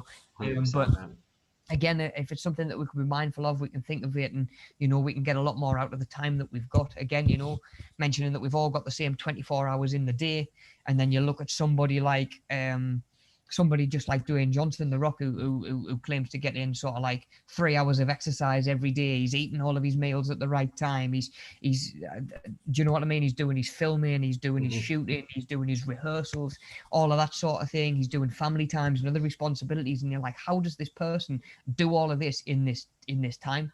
Do you know what I mean? And a lot of it comes from multitasking, a little bit of problem solving, which we're going to get into in a second. It comes from the whole, like, if I'm going to be traveling around the world to be shooting and filming and stuff like that, I don't want to be having to take time to drive to a gym. So what does he do? He takes his own gym round with him, and it's on yeah, I know. I've seen that. So crazy, dude. It's absolutely insane. Michael Jordan and LeBron James, when they've been filming Space Jam 1 and 2, they've had full-size NBA courts built in the Hollywood lot so that they can still do what they need to do with the other stuff as well. So cool, because in Space Jam 1, they had a lot of different famous basketballers, and like between shoots they would like play games against each other, and it's like all these, like, it's basically like these all-star games happening, just like in like so pretty cool. much, pretty much like all-star pickup basketball. And at the same time, the devious bloke that he was, and just this competitive, I'm going to win all the time. He didn't want to lose even though. Not only that, but he was using that to figure out how to beat them in the regular season. That's so crazy. So when he beat them in the playoffs, he's like, oh, so and so hasn't got like a 3-pointer shot. I'm just gonna let him come at me. If he wants to try and get inside the day, I'll let him come at us and I'll defend him that way. I'm gonna let him have the ball out there because he can't shoot from three. I've seen him do it. So he's filming for a show. He's doing his regular training for his own cardio and fitness and for his own sport, and he's at the same time figuring out, obviously filming a movie and trying to figure out how to improve his basketball season when he gets back to it. And that's multitasking at its finest, really. Definitely. Do you know what I mean? And granted, that's not going to be something that we're all out there trying to do, but it really does just show that when we're multitasking, even little things like, again, we've mentioned it coming down to your fitness. When it comes back down to your food, can you set the pasta or the rice away to boil and then chop your veg rather than standing there doing nothing? That boils, that's done. Right now I'm going to start with my veg. So again, we can say how these and this time management and the ways that we buy ourselves or save ourselves extra time, it really is transferable, to sort of a lot of different areas of our life. It really is. Problem solving, again, it's a skill that I think we're always working at. There's even apps and sort of software out there that helps us develop problem solving skills. What was that? What was that? Dr. Fukushima. Dr. Fukushima would be that That's where the natural disaster was, wasn't it? Fukushima. That's a different game He's altogether. not the Dr. best doctor. Fukushima. You don't want to go Oh, to him. he's a busy man. He's a busy man, is Dr. Fukushima. Yeah. That's it. Like. He's got a hell of a waiting list. I can't remember what he was. A doctor. Oh man, it's gonna wind me up. It's gonna wind me up. But I know what you mean. The brain training, yeah, is that what you're talking yeah, about? brain training, that sort of thing, you know. And again, potentially a little bit gimmicky when it came to selling games for consoles and stuff like that. But at the same time, you know, trying to actively work on problem solving. And you know what? One of the most basic ones I can remember, and it might be something that you've come across before. It's like just a little like 2D image or like program pretty much, and there's like a bloke, I think like a swan, a fox, and a bag of like grain on this bank of the river. There's a raft in the middle that is only big enough for 2 items at once. Yeah. And you've got to get them all across to the other side, but you can't leave the swan with a fox because the fox will eat it, or you can't leave the swan with a grain of flour because he's gonna eat that. You know, so do you know what that just I always remember that from school, and like that sort of thing and that sort of scenario. It is problem solving, really, isn't it? You know, a little bit of trial and error, trying to figure out how you're going to get through this, and it's almost like a different way of thinking. I don't really know how to describe it. It's like that logical, rational way of thinking that certainly doesn't come naturally to everybody. You know, Right, yeah. But definitely. Sorry, when it comes to problem solving, you know, there's a lot of different ways that we can develop it, but problem solving in itself is going to save you a lot of time as you do develop that skill and you get better at that skill. Like I say, you will be more effective. And again, you know, sometimes it comes down to experience. Maybe you hit a problem that you've come across before. You know, again, when we're talking about your fitness, when it comes to barriers, if a barrier crops up and you're like, oh, do you know what, like, oh, same again, I haven't got time to go to the gym tonight because I'm getting the kids from school, and then they're going to sort of speak for the rest of my evening, you know. Once you've been in that situation once or twice, have you maybe done a little bit of problem solving? Can you think, oh, okay, I'm going to ask so and so who's already picking their best, or my kid's best mate up from school, will they take my little one with them for half an hour after school as well, just to give me time to get to the gym or whatever it's going to be, you know? Will they pick them up? Can we do carpooling in like that sort of way, you know, car sharing, anything like that? Problem solving can sometimes just come from a barrier that you've hit before in the past. Again, when it comes to your food, if you, again, coming back to that breakfast thing, if you get up for breakfast and you think, oh, I'm hungry, but I can't be bothered to cook anything this early, you know, a little bit of problem solving would say, okay, well, I'll prep something the night before so it's going to be ready to go. Yep. You know, so again, you know, that's helping our health, our fitness, our well-being, helping us getting our nutrition in as well, while at the same time, you know, that is a skill that's going to, again, apply to a lot of different areas of our life. Goal setting is quite a big one. Yeah. Goal setting is quite a big one, where it's not really, I think of it more as sort of like a motivational sort of tool, but at the same time, it can save you time as well, especially if you start to put deadlines on them and start to make sort of like specific, you know, sort of measurable, sort of time measured deadlines on stuff. You know, you can actually help speed things up a little bit more. You know, say to yourself, right, I want this done by this date. You're increasing your chances of it being done. You know, if you're saying to yourself, right, I would like to. Someone used to come to me as a client and say, right, I want to lose 2 stone. I'm like, right, okay, amazing. In what time frame? You know, does that need to be 6 months? Have we got a wedding that we're thinking about, or is this just something that you'd like to do gradually over the course of the next year or two? You know, because again, that gives us a much different approach, and you'd need to be in different mindsets for both of those things. You know, and you need to know that from day one, pretty much. If I give you a style that you're going to be expecting sort of like a quick fix, and do you know what, I'm giving you stuff that's designed to get the most out of you across 2 years, you're not going to see the results in the right amount of time, you know. And again, it comes to when you're setting your own goals. It's handy to have something, make sure that you're working towards something specific, because I find even that focus can help you get more out of your time as well. Totally. Again, you know, when it comes to, like, if I was to sit down on an afternoon and say, right, I've got some paperwork to do, you sit down and go, right, where do I even start? Or is that a case of, right, when I sit down, I'll say, right, I'm setting me goals. I want this done by the end of the day. I want this done by the end of the week. I want this done next week. I'm much more likely to have those things actually done and achieved by, like I say, by just making them a little bit more sort of time sensitive and putting a deadline on there as well. And essentially, like I say, buying myself a little bit more time because I'm not spending as much time deliberating, decision making, you know, all of that sort of thing. And then the last one that's on there, which is a really important one, is delegation. Now I find that delegation comes more naturally to some people than others. Some people are more than happy to say, right, you guys go off and do this, this, and this. You know, it's that the old feeling of when you're in a group project at school, isn't it? And you're the only one doing any work. Yeah. Do you know what I mean? Yeah, I'm sure we've all been in that position as well. At the same time, you know, sometimes some people are a little bit more hesitant to pass sort of work over to other people, be it a control thing, like, oh, I want this work done in a certain way, I'm going to need to do it myself. Depending on what you're doing, what your goals are, what you're sort of what you're working towards, hitting your goals would be impossible without a bit of delegation, really. Do you know what I mean? You think about the amount of times where, even if it's hiring staff to come in and do different bits of work and stuff like that, you know, it's the same as sort of like if Elon Musk tried to run everything at Tesla. Yeah.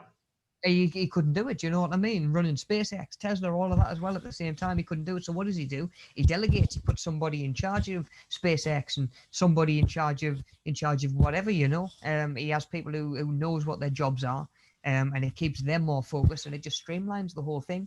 You know.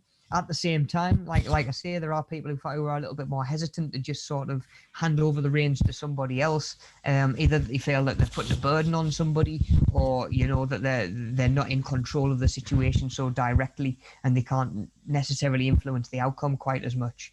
You know, which is like I say, that's something that some people struggle to let go of. You know, the idea that you're going to control everything about a situation. It is tough to get your head around sometimes, you know. So sometimes it is tough to be able to or to want to say to somebody, look, would you mind picking this up while I do this, you know. But it's the fastest way to do stuff, you know.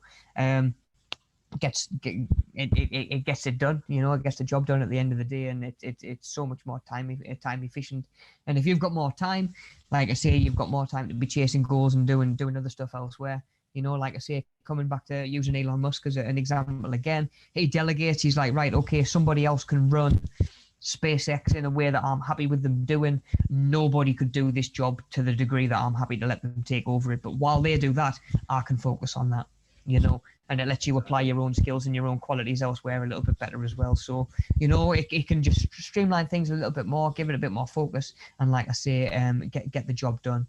You know, so we've talked quite a bit there, actually, I would say, about how day-to-day time management can be applied to your fitness journey.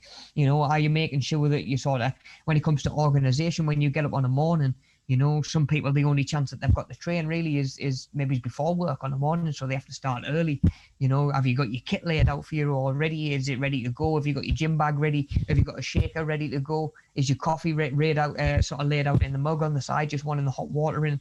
That sort of thing, you know, speeding your time up. It's prioritizing. It's a bit of multitasking, a little bit of problem solving, you know, saving yourself a little bit of time, and it makes sure that you actually get to the gym and you get your workout in as well.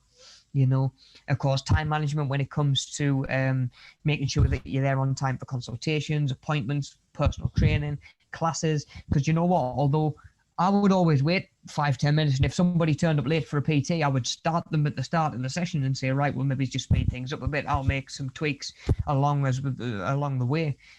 If I've got 9 people turned up for a fitness class and one person who's booked and who hasn't turned up, I can't wait for that person to turn up. Do you know what I mean? You know, you've got to be there. You've got to be there when the session starts, because the session is going to start whether you're there or not. And in order to get the most out of it, again, you've got to be there. And again, time management comes down to that. And again, sort of bleeds into the food prep and the nutritional side of things as well. You know, making sure that you've got the right stuff in the cupboards. Can you do a big bulk shop in one shop rather than needing to say to yourself, right, I'm going to go to the job, I'm going to go to the shop every other day? You know, can you buy frozen veg and put it in the freezer so you're not needing to go to the grocery, like the grocery section every 2 days to get your fresh veg for whatever it is that you're doing as well? You know, so like I say, all aspects of your life pretty much, but definitely the fitness side of things and your own fitness journey, a bit of time management can really make a difference and really sort of open up a lot of potential for the progress you can make, for sure. Definitely. 100%, buddy. I think Cool. as well, like looking at stuff like most smartphones, if you've got like a relatively modern smartphone, you can check your screen time on it, and you'll be surprised how much time you spent looking on Facebook or Instagram or something like that. And that's you because generally you think, oh, it's just 10 minutes, it's just 15 minutes, but if there's like several of those throughout a day, there's like 2 hours that you've Oh, spent easily. idle, and it all adds up. Those 10 minutes, those 15 minutes, all of those add up. So yeah, that's something to be mindful of as well. Yeah. Because people say, I don't have time for this, don't have time for that, but if you add all that time that you spend on your phone up, you might have like 2-3 hours there in a day, and that's actually not uncommon. So it's like, what could you do with those 2 hours? Exactly, buddy. Exactly. That's a really good point, because that's the sort of stuff that creeps up on you, isn't it? Yeah. Where you're like, oh, has it been 10 minutes already? Go on, then I'll have another 10 minutes. I'll finish up my cuppa, and then I'll get up a bit and do whatever it is that I'm doing. And that really comes down to prioritizing, doesn't it? It comes down to priorities. Like I keep saying, we've all got the same 24 hours in the day. Like I say, I've had people go from saying I haven't got time to train to, when they start to see results and they start to enjoy it and really buy into it, it moves up their priority list. So they go from not having any time to train to being in the gym 5 times a week. And it does just come down to where on your list of priorities is it? Exactly. Like you say, it's a perfect example. Like, I've had people say to me, oh, I haven't got time to train. I'm like, well, oh, did you see what happened on EastEnders this week? Oh yeah. Can you believe that so and so happened? I'm like, well, so you've caught EastEnders then? You're up to date with the soaps. Do you know what I mean? Like, I used to catch people. That one, Game of Thrones, I used to get people as well. Oh, have you seen this week's Game of Thrones? Yeah. Well, you could have been in the gym then. Got ya. Game of Thrones isn't going anywhere. It's done now. Yeah. And it's like I say, it's there to rewatch. But could you have been putting in the effort and moving towards your goals? And again, it's just where it falls on your list of priorities. Whether you've got time or not, I would say definitely. So that was a really good point, that, buddy. Actually, it is really worth thinking about your own priorities and sort of. And again, that's not to criticize them. It's more just to encourage, again, on the theme of today, a little bit of self-reflection. What are your priorities? What do you rush to do when you have half an hour to yourself or an hour to yourself? Is it the Farmville or the Farm Simulator, or is it Candy Crush or whatever it is? Like I say, and like Daniel says, it could just be browsing and just endlessly scrolling, be it Reddit, be it Instagram, be it Pinterest, whatever it is. We can lose a lot of time to that. So keeping a time diary can be quite effective. You look back at the end of the day and you can say, oh, okay, so between this time I did this. Okay, I did this a little bit longer than I thought I did. This took longer than I thought it was going to. How can I reshape this day tomorrow? If I've got similar stuff to do, how can I make the structure of tomorrow fit my goals a little bit more? So I'm always one for tracking stuff and writing stuff down, because I feel it's easier to look at data and sort of identify patterns and stuff like that.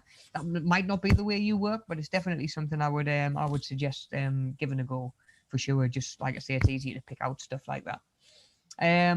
Okay then, guys. So we'll roll on to that next slide then, buddy, if you don't mind. Yep, So, right. Assuming that we're sort of in, we're ready to work out. We've got the time to work out. We've figured out a way to make our daily schedule fit that we need to, or ways that we need to be able to work out and have the time to ourselves.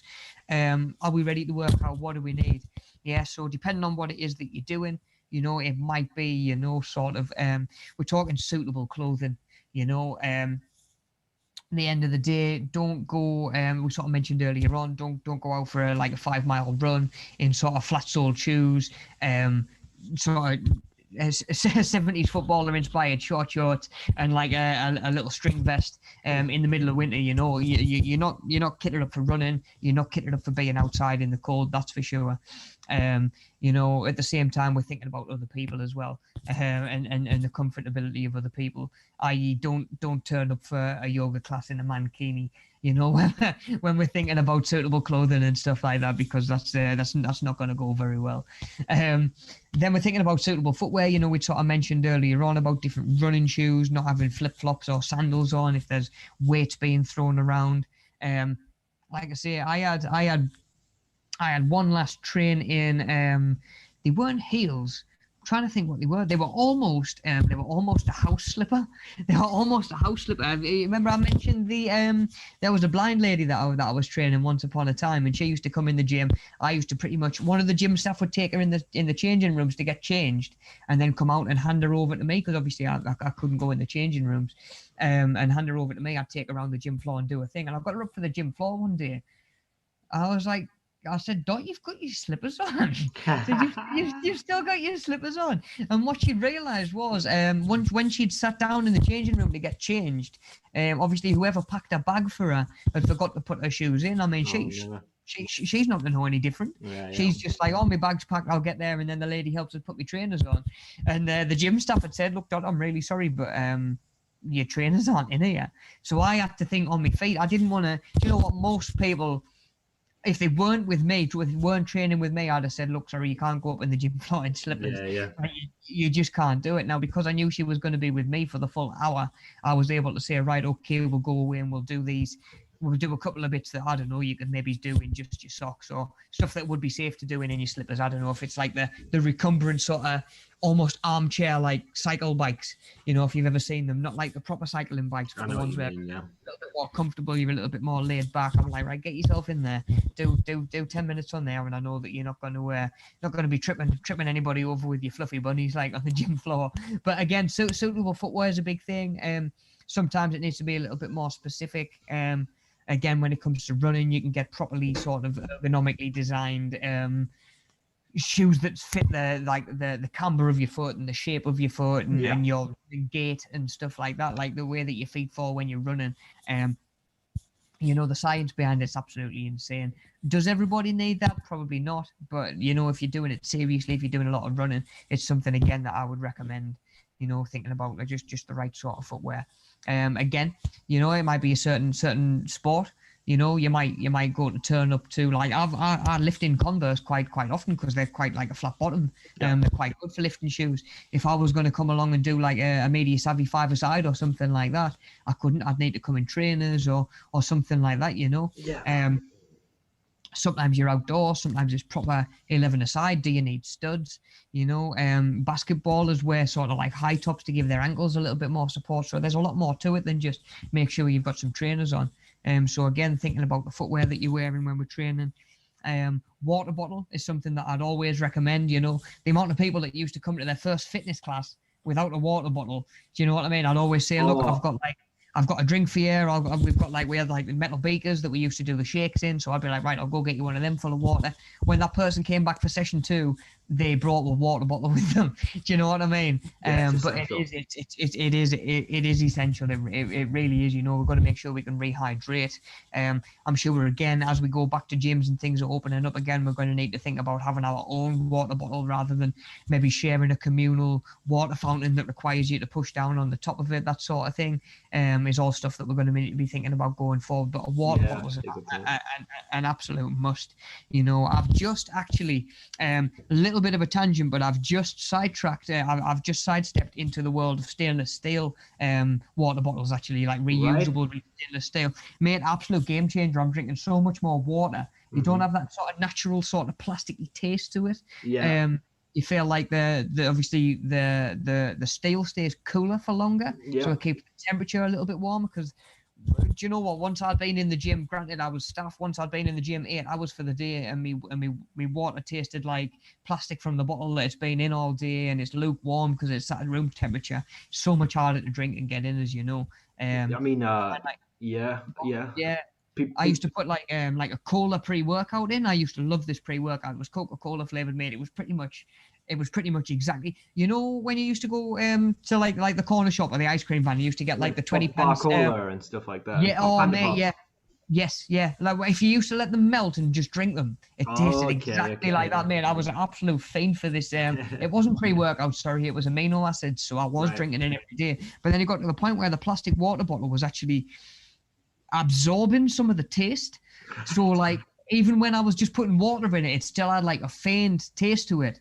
And again, sort of like you're looking to sort of like all the sort of like leaching chemicals from plastics and stuff like that into your water as well. And like I say, I've just noticed a world of difference using my stainless steel one. The worst It's like a protein shaker, and you leave it for like 2 days, you forget about it, and then you open it, and it's like, oh my god, it's like it's bad. It smells really bad. Yeah. I've had like after it's been in there for 2 days, I've had them. I haven't even opened them. I've just binned them like that. Nah, that's done. That's done. I could pour that with. I could fill that full of boiling water and leave it for 24 hours, awful. and that is not going to. That's not going to smell the same again. Like Pure eggs. I could clean that in the fires of Mount Doom, and it's never going to come out smelling any different than it does. Like where it's taken from egg, isn't it, or something like that, and so there's like a proper like a rotten egg smell, basically, if I had to describe it. And the milk as well. If you've had it with milk, usually, it's like I've binned them off. I've actually found myself buying cheaper water bottles and protein shakers because I know sooner or later I'm going to leave it in a gym bag or leave it in the car and it's just going to go in the bin. I'd rather have a 2 or 3 quid one that doesn't do very much else. It's kind of like again and again, thinking about plastics and being a little bit more environmentally responsible. At least I'm like I say, when it comes to reusable. When it comes to stainless steel water bottles, it doesn't pick up other flavors and stuff like that. So I'm not treating it like a disposable pretty much at the end of the day. But yeah, a water bottle is going to make the world of difference. Again, different size. Would you rather have 500 mils and take it with you? Would you rather have a litre that's going to weigh a little bit more, but you need to refill it less often? Yeah. Again, would you rather have 2 litres in one bottle and that's roughly how much you've got to drink in a day? That's an approach that I've tried before. I know Haytham's doing that at the minute where he just fills up his 2 litre. When it's gone, it's gone. You've drank 2 litres. Good point. Again, for the people, they'd rather not carry like essentially a keg of water around with them all day. So again, personal preference, but I'd always say recommend getting yourself a water bottle. I would say a water bottle should come before a protein or a protein shake, for what it costs, making sure that you can stay hydrated. If you wanted to keep your body sort of with enough protein in, enough nutrients in, and enough to buy a protein shake, at the end of the day, you should be making sure that there's enough water going in as well and you're staying hydrated. So I'd always put a water bottle pretty much at the top of any shopping list when it comes to getting yourself sort of fitness ready. Maybe a towel, maybe it's a towel. It might be for swimming if you go in swimming, or it might just be, I don't know, are you working heavy in the gym? Are you doing lots of cardio?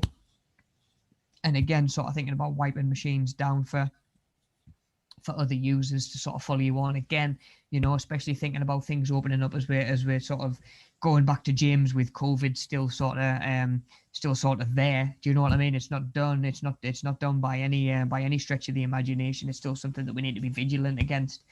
So I'm sure there will be a lot of emphasis on sort of personal hygiene, sweating, wiping down machines and areas and stuff when you're done, which is the way it should be in general, to be honest, but again, a towel is something that you probably are going to want, especially if you're doing sort of any really sort of intensive work. I used to get it quite a lot. Like I used to deliberately leave myself half an hour after a spin class to sort of recover and like let my body return to a normal sort of state, potentially even get a shower if I've worked hard enough, because granted I was needing to stay at the gym and maybe straight back into another PT session where I'm working like in really close proximity with somebody. But at the same time, taking a towel and a water bottle should potentially be the 2 first things in your gym bag, really. Maybe it's with your headphones as well. We've all done it where you get there and you go to plug your headphones in and you've left them at home. That's it. Workout ruined if you've left your headphones. But yeah, when it comes down to it, towel and a water bottle is going to be really important. Swimsuit. Of course, depending on what it is that you're doing, swimming, are you just going along and using maybe the sauna or sort of like the steam room or the jacuzzi, that sort of thing. You're of course going to need waterproofs. You're going to need your swimming cosy. I remember. Do you know what? Like, I think it's because I've always spent so much time in the water, and because I've always liked swimming. Like I say, I used to do quite a bit of scuba diving when I was younger, so I've always had swimming trunks. I've just always had swimming trunks. And me and Alex went away not long after we got together. And we were going to somewhere that had like a spa in as well. I was like, oh, champion, we'll be able to go for a swim. And she just didn't have a swimming cosy. So I remember like this was, when did we go? It was like October as well. I booked us it was like autumn sort of weekend away. Mate, you try and find a swimming costume in a shop in October. I tell you, you'll not do it. You'll not do it. So again, maybe it's a little bit of thinking ahead. making sure that we've got the equipment that we're needing and stuff like that. Again, when it comes to swimming, you know, as Daniel superbly demonstrated earlier on, you need your swimming goggles, you need your shower cap maybes as well, you know. Truth be told, I'm not even sure how swimming baths are going to work as things open up again. So again, if you guys do have any experience with that, please do let me know, because I'd be quite interested to find out. You know, I'm sure it's different between leisure centre gyms and private pools and stuff like that. I'm sure it is a little bit different, but it'd be interesting to know if, you know, in the old, like when you go to get a shower afterwards, either before or after, you know, is it the case of like one shower's open, one shower's closed sort of thing? I really couldn't tell you at the minute, but again, swimming cos is something that you're going to need if going into swimming, something that you're thinking about. Again, like I mentioned the other week, you know, when we were looking at what's available to you when stuff's opening up again, so that we can get one eye on the future and say, okay, when stuff opens again at the end of May, I'd like to get into swimming. You've got time now to think about, do I have a swimming suit? Do I need to buy a swimming suit? Do I potentially need to save up a couple of £1 a week for a swimming suit, you know, to get one beforehand? Rather than get there, say like, right, I'm ready to start swimming now. All of a sudden, I've got to pay for a swimming suit, a membership, you know, all of that at the same time as well. So there's that to think about as well. And a hat as well, depending on what it is you're doing. You know, a hat can be really sort of helpful, can be quite important. Again, you know, it might be something like a sort of like a swimming cap, a swimming hat that's going to actually help you in the water a little bit more. It might be, you know, if you see any sort of outdoor sports, it might be to keep the sun out of your eyes. Obviously, we see it in baseball quite a lot. It's called a baseball cap for a reason, you know. Exactly. It cracks me up when you see people with a baseball cap on backwards and they're doing that to shield their eyes. You know, you're like, you know, it's built onto the back. Yeah, the bit that you're looking for is built onto the back, you know. Yeah, but yeah, you know, depending on what it is that you're doing, a hat as well can be quite sort of important. It might be going out for a walk and the weather's really sort of hot, you know, and you've got to protect your scalp and your head and against heat stroke and all of that sort of thing as well. Maybe you're going out for a walk in the cold and you want to keep your head a little bit warmer. You know, I'd have been lost without me super dry hat over the winter. It's gone everywhere with us pretty much. Good hat and a good scarf will make the world of difference. But again, comes back to what you're doing, what your aim is to do. If you're just going to go down the gym and lift weights, you don't necessarily need a hat. I would actually potentially question the choice of seeking out a hat specifically to go and lift weights. You know, I've seen them over the years, mate. I've seen the sort of people that just get a hat for the sake of coming to the gym. Definitely, it's not always necessary. But you know what? Depending on what it is you do, it can be really helpful. So off the top of our heads, can we think of any more? So that bottom of there, depending on your chosen activity, you may need to choose certain footwear or clothing, like we've just sort of mentioned. Some fitness activities will need less than others, so of course by default some activities are going to need more than others as well, you know. Go on, bud. There's stuff obviously like that maybe is you know, it depends what it is, but things like weights belts and stuff like that, right? You know, like you might need a belt if protect your lumbar if you're going to do something really heavy, like in terms of like, you know, like any weights, you know. Yeah. Like yeah, definitely. Yeah, and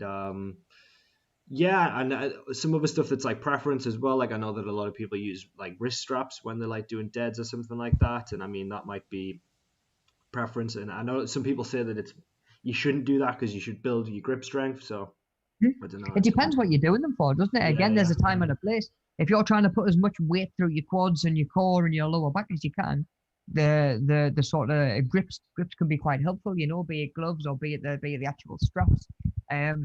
Again, if you're trying to work on just your regular strength and improve your grip as well, you're probably best off doing them a little bit lighter without them. But again, it's very specific on what you're doing, you know, so that's why we need to think about what we're doing, what's our goals, what do we want to get out of it, and what do we need that's going to help us get the most out of that as well, you know. So again, depending what avenue you go down, there's a lot of different kit you can look at, you know. When we talk about cycling, we can talk about helmets and knee pads and elbow pads, and maybe there's a little bit that your drink clips into, all of that sort of thing. But again, it comes down to what it is that you're actually doing. So again, you know, if you're sat there thinking, oh, do you know what, I've seen this, I'd like to try this, but I'm not sure if I've got the right kit for it, or if, you know what, if you know, I need a little bit of help picking out kit to go and do it, by all means, give me a shout.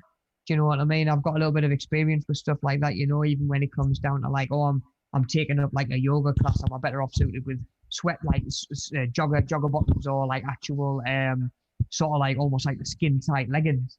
You know, I would of course recommend the leggings in that case more often than not. So again, give me a shout if there's anything that you're not sure of. But again, it just shows us why we need to be so sure about what it is that we're doing and what we want to get out of it as well before we even start. Okay, buddy. So just aware of the time. I know we got started a little bit late. Yeah. So if we can just blast on to the next slide for us, please, dude. Of course, yeah. So again, coming back to that that self-reflection. So can you think of an example where you followed instructions while taking part in a fitness session? You know, now that can even be if you've done or followed along with any of the media savvy sort of fitness channels, fitness workouts that we've got up on the channel. So if you're struggling for anything to do or to base your answers in your workbook on, by all means, just pull up again one of them fitness videos, and you'll be able to get all of this out of them pretty much, you know. Even if it's me telling you how to use certain bits of equipment that we've maybe got out, or altering techniques or body positions or the way to do an exercise properly, you know. Have you been along? Have you played sports? Have you followed the rules of a particular sport? You know, have you sort of participated in the setup of equipment when you've gone along to a circuit or something like that? Because that's what I used to get at boot camp. You know, guys would turn up early and say, "Rob, do you want the sort of the markers putting out, or do you want any weights grabbing and putting in certain areas and stuff like that?" You know, so there might have been something that you've done in a fitness session already. Again, if it's not anything that you can sort of relate directly to yourself, pull up one of them media savvy fitness videos and you'll sort of see the sort of stuff that I'm talking about. And can we think about the time that we followed health and safety when taking part in activity? So again, you know, I'm sure we've all been told off for running on poolside when we were a kid, or the old cannonballs. Oh, I was always getting told off for cannonballs, or at the local baths, or standing on your mate's shoulders. That's yes, it's the quickest way to get whistled at, that, isn't it? In the swimming bath, jump on your mate's shoulders. But do you know what? Rules in the swimming pool, putting back free weights once they've been used, wearing reflective clothing when you're out walking or running in the dark along sort of like the dual carriageway or a busy roadside or something like that. You know, is that stuff that you've done in the past before? Trying to see if I can think of any more off the top of my head, you know, following health and safety and stuff like that, you know. I think just being mindful of your surroundings as well, you know. So like you know, you can be conscious of who's around you. You don't really want to be swinging a kettlebell around if people are going to be walking past the area that you're doing the exercise in. So it's just like kind of having a good kind of, you know, making sure that there's an adequate safe space for you to do whatever exercise you want to do. Definitely, mate. Yeah, definitely making sure that you, obviously, because when it comes to health and safety, we're looking after ourselves, but we're looking after the people around us as well, and we're sharing the environment as well. So yeah, you know, we're making sure that we have got the right space for what it is that we're doing, and if we've got the battle ropes out, which takes up a little bit more space, you know, that we've got the adequate space to do that in, and just, you know, even some of the health and safety stuff is just using the resistance machines properly, you know, where it'll say like get on and use the pin to set your weight, and then, you know, maybe use the little bit for your foot to bring the handles out a little bit more, then you can get hold of them, do your reps and go from there. You know, that's all health and safety, that sort of stuff as well, you know. So I'm sure like there's lots of stuff that we will have done in the past, you know, where we've, like I say, following instructions, following certain rules, and then following health and safety procedures and stuff like that. Like I say, no running a poolside and all of that sort of thing. So again, you're going to now, you should be able to do page 6 in your taking part in exercise and fitness booklet. If you don't mind just pulling that up 2 seconds, buddy, actually. Cheers, man. So yeah, you should be able to do page 6 in that now, which is, I'm just going to pull it up on my end as well. Page 6.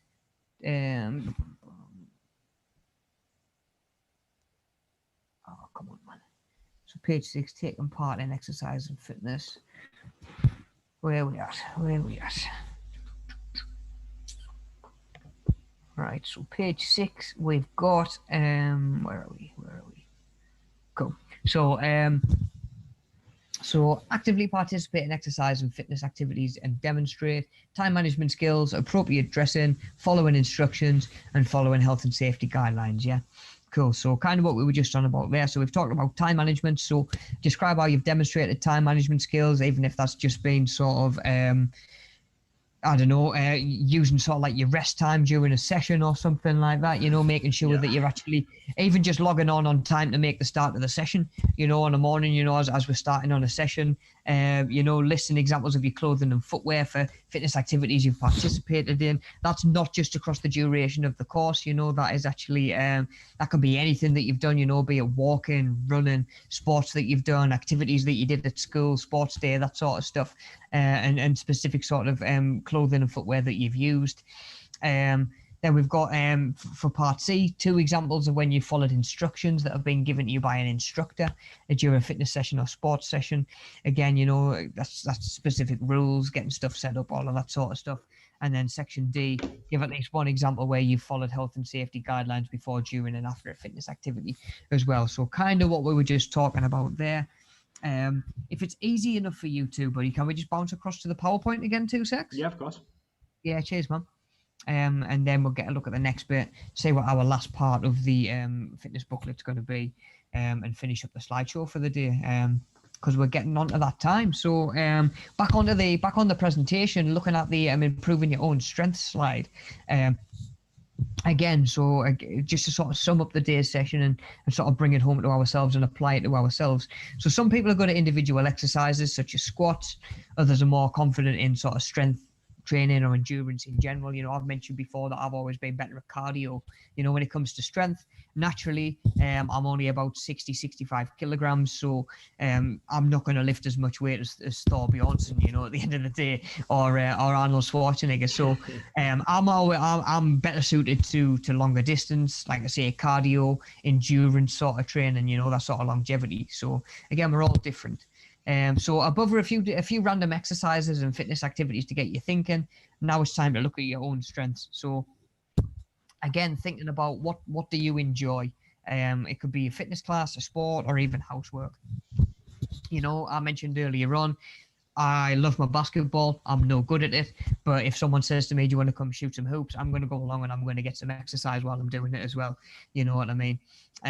Football will be exactly the same. Activities, again, my mum and dad say, we're going out for a walk this afternoon. Do you want to come? It's like, well, yeah, I'm not working. I'm probably just going to be sitting in the house. I'd love to. Do you know what I mean? Getting out and about. What do I enjoy? And then there's sometimes looking at your strengths within this particular activity. Yeah, so thinking about what you actually enjoy. Is it individual stuff, or is it sort of more sort of general, sort of like we say, sort of strength training, as opposed to just saying, oh, I really like squats. So what are your strengths in this particular activity? Again, when we think about squats, are we thinking about, yeah, my legs are really strong, I can get like a good mobility. I've got like a good range of motion. But then you might be able to say, okay, what areas do I need to work on, and how will this improve my performance in this activity? I've mentioned before, sometimes a little bit of cardiovascular training will help your weightlifting by quite a lot, actually, because you're helping your body be more efficient at getting the blood and the oxygen round to the muscles that are working, as opposed to, like I say, I've seen lads that are strong enough to move the weight, but after 2 or 3 reps, they're just out of breath, and they can't breathe properly, and they're saying, look, I'm done, so what can you do to improve your abilities sort of within that activity? It's potentially maybe it's a little bit easier to think about a sport in general, because then I can say to myself, right, when it comes to football, 5-a-side, I've got good cardiovascular activity, fitness. I've got quite good reflexes or quite good reaction times, which has always made me like a good defender, getting to the ball first, like a loose ball, something like that. I've always been, like I say, sort of quite quick and quite rapid myself, which gives me not only the endurance to do it for the full match, but, in short little bursts to maybe outrun an opponent and stuff like that, when it comes to my performance in the activity, is it the sort of thing where I need to be thinking about, okay, I need to be a little bit stronger, I need to be a little bit heavier, to be harder to move off the ball, something that Michael Jordan famously did one off season. You know, he went away and said, okay, if my body's going to be what I want it to be, I need to train it and feed it and develop it the way that I want it to be. It's not just going to get there. You know, he made himself stronger. He made himself harder to move. Yep. And I think the next season, I think his points per game went up by about 15, 20 points per game, something like that, just on average. Yeah, because they made like people like the Detroit Pistons had Jordan rules where they would basically try and bully Jordan because they knew how much of a focus that he was in the game, and he was like, right, I'm gonna make myself stronger, so harder to push around. And so he implemented weights training into his program, and he put a bit of like mass on, and he was more sturdy, I guess. Yeah, and at the same time, forever doing the sort of physical conditioning as well to make sure that he was just as fresh 48 minutes into a game as he was at the start of it. Yep. Do you know what I mean? Because like you mentioned the other week, you know, when it comes to crunch time, when we're in the clutch and you've got somebody taking a shot that they've made 1,000 times, but they're tired, they're fatigued, they've got a bit of a dead leg from the last defensive possession or something like that. You know, they've still got to make that shot, and the best players do. You know, so again, working on the conditioning side of things. Kobe Bryant was one of the fittest players out there on the court at any time, even when he retired. Even when he retired, he'd run rings around the rookies on the Lakers and stuff like that. Just like you say, just from doing the conditioning, different mentality. It's what makes a world-class athlete, man. You hear tons of stories of people who are like, someone's got a friend who was in an academy, or they were in they got scouted, but they never quite made it. And there's like loads of people like that that have like an incredible level of fitness and natural ability in a sport. But what makes a world-class athlete is that ability to perform the same under pressure and when they're tired as well. It's like, because like there's so many like famous like trick footballers or YouTubers, and they've all got their own kind of like skills, but it's like what makes that athlete as good as they are is it's like they're in overtime and they get a buzzer beater in front of a crowd that's booing them, and it's like stuff like that is like that's the thing that separates them. Absolutely, mate. Absolutely. I remember, I can't remember who was having the conversation now. Again, coming back to the basketball, it was somebody saying like Kobe worked so hard because he knew that he didn't have the natural athleticism. Yeah. So someone said, what can you imagine if you put someone like LeBron's athleticism together with Kobe's work rate, and then like, oh, hang on a second, that's just Michael Jordan. That's just Michael Jordan. That maybe explains why he's the arguably the GOAT. But we haven't got time for that conversation today. We definitely don't have time for that conversation today. But hopefully, just a little bit of food for thought for you there, guys, as well, and thinking about what it is that you enjoy doing. Why are you good at it? What makes you feel good at it? What aspects of it are you good at? But then again, working on that self-reflection and thinking, okay, where can I go from here? What do I need to get better at to be better at this on the whole, sort of thing, So there's always somewhere to improve, even the best in the world, the best of the best. I'll always tell you that there's no time to stop practicing. Do you know what I mean? You're never done. You're moving forwards or you're moving backwards, sort of thing. So again, it all comes from self-reflection, being able to assess what you're good at and what you're not so good at. So again, those are skills in themselves that are really handy to have for sure. And that from there leads us on to page 8 of the workbook. But before you dive back over, buddy, can we just load up that last slide? Just so, again, if you guys do want to come back, revisit, check what the homework is, whatever, see when the next session is. Of course, you're not going to sit through 2 hours of me and Daniel talking. You can just hopefully drag it to the point where this slides up and then just pause it there and pull everything off that you need to. So as always, guys, please don't forget to just take 30 seconds to fill in the survey. When it comes to filling out paperwork, it's a massive help as well. And of course, your feedback's really important to us. We like to know what we're doing well, and of course, how we can suit you guys even better, because you guys are why we do what we do at the end of the day, So homework's going to be completing pages 6 and 8 of you taking part in exercise and fitness workbooks. I'm going to ask Daniel to pull up again just in a second to look at page 8. And then, of course, we will be back for our next session next Tuesday, same time. And we'll keep the ball rolling. Cool, guys. So if you don't mind just loading that workbook back up, buddy, and finding us on page 8, I'll just mention to the guys, of course, as always, if you do need to drop me an email, my email's in the description underneath the video. The workbook that you're going to need for today is in there as well. But if any of you are missing a workbook, please let me know and I'll get that out to you. The link for the survey is there as well. And of course, today's fitness video. So I always try and make sure that there's something paired up. I've tried to make sure that today's video, it's a full body one. So, you know, there's a little bit of cardio in there, a little bit of endurance in there. So hopefully you'll be able to do a little bit of self-reflection while you're going through and thinking, okay, this feels easier than that did, you know, and maybe getting an idea where some of your natural strengths kind of lie.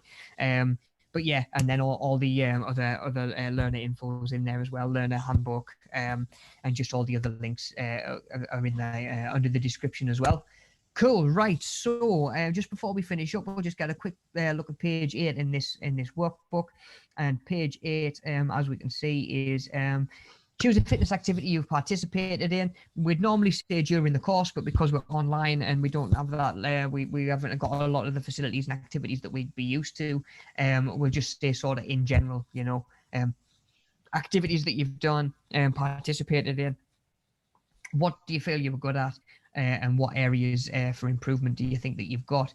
And then for 4.2, pick in one fitness activity and 3 ways you could suggest you could improve your performance in this activity. So we've got a little box we could put in there, say basketball, you know, again, you can say I'm going to work on my fitness, my strength and my reflexes or whatever, you know, and just 3 areas. If you bonus points, if you want to put in why you've picked those, you know, or why you've picked those areas and how you think those are going to actually help you get better at that activity.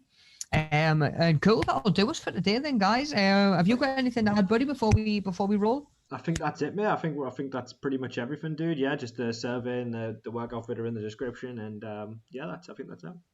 Yeah, spot on, man. And of course, when it comes to the workout video, if you click the link or you go to the YouTube, if you go to the playlist, you'll see that all the ones that we've done are on there as well. You know, so if you're thinking to yourself, oh, do you know what, I'd just like to do some stretching today, or do you know, there's even a chair-based exercise one on there as well. You know, if you'd rather just be sat down and doing a little bit of movement, and then we've got some of the higher intensity stuff as well. So hopefully something, a little bit of something for everybody. By all means, check it out. You don't have to do the fitness video that we've paired up with with today's session, but of course I usually do tend to pair them up for a particular reason. So as always, let us know how you're getting on with those as well. And failing that, and of course, if I don't hear from you in the emails or anything like that, I'll hopefully catch you guys again next week. And like I say, we'll keep the ball rolling. Until then, guys, stay safe, look after yourselves. Like I say, stay vigilant, as they say, and we'll be back next week, and I'll see you guys next Tuesday. Cool. See you later, guys. Thanks a lot. See you later, everybody.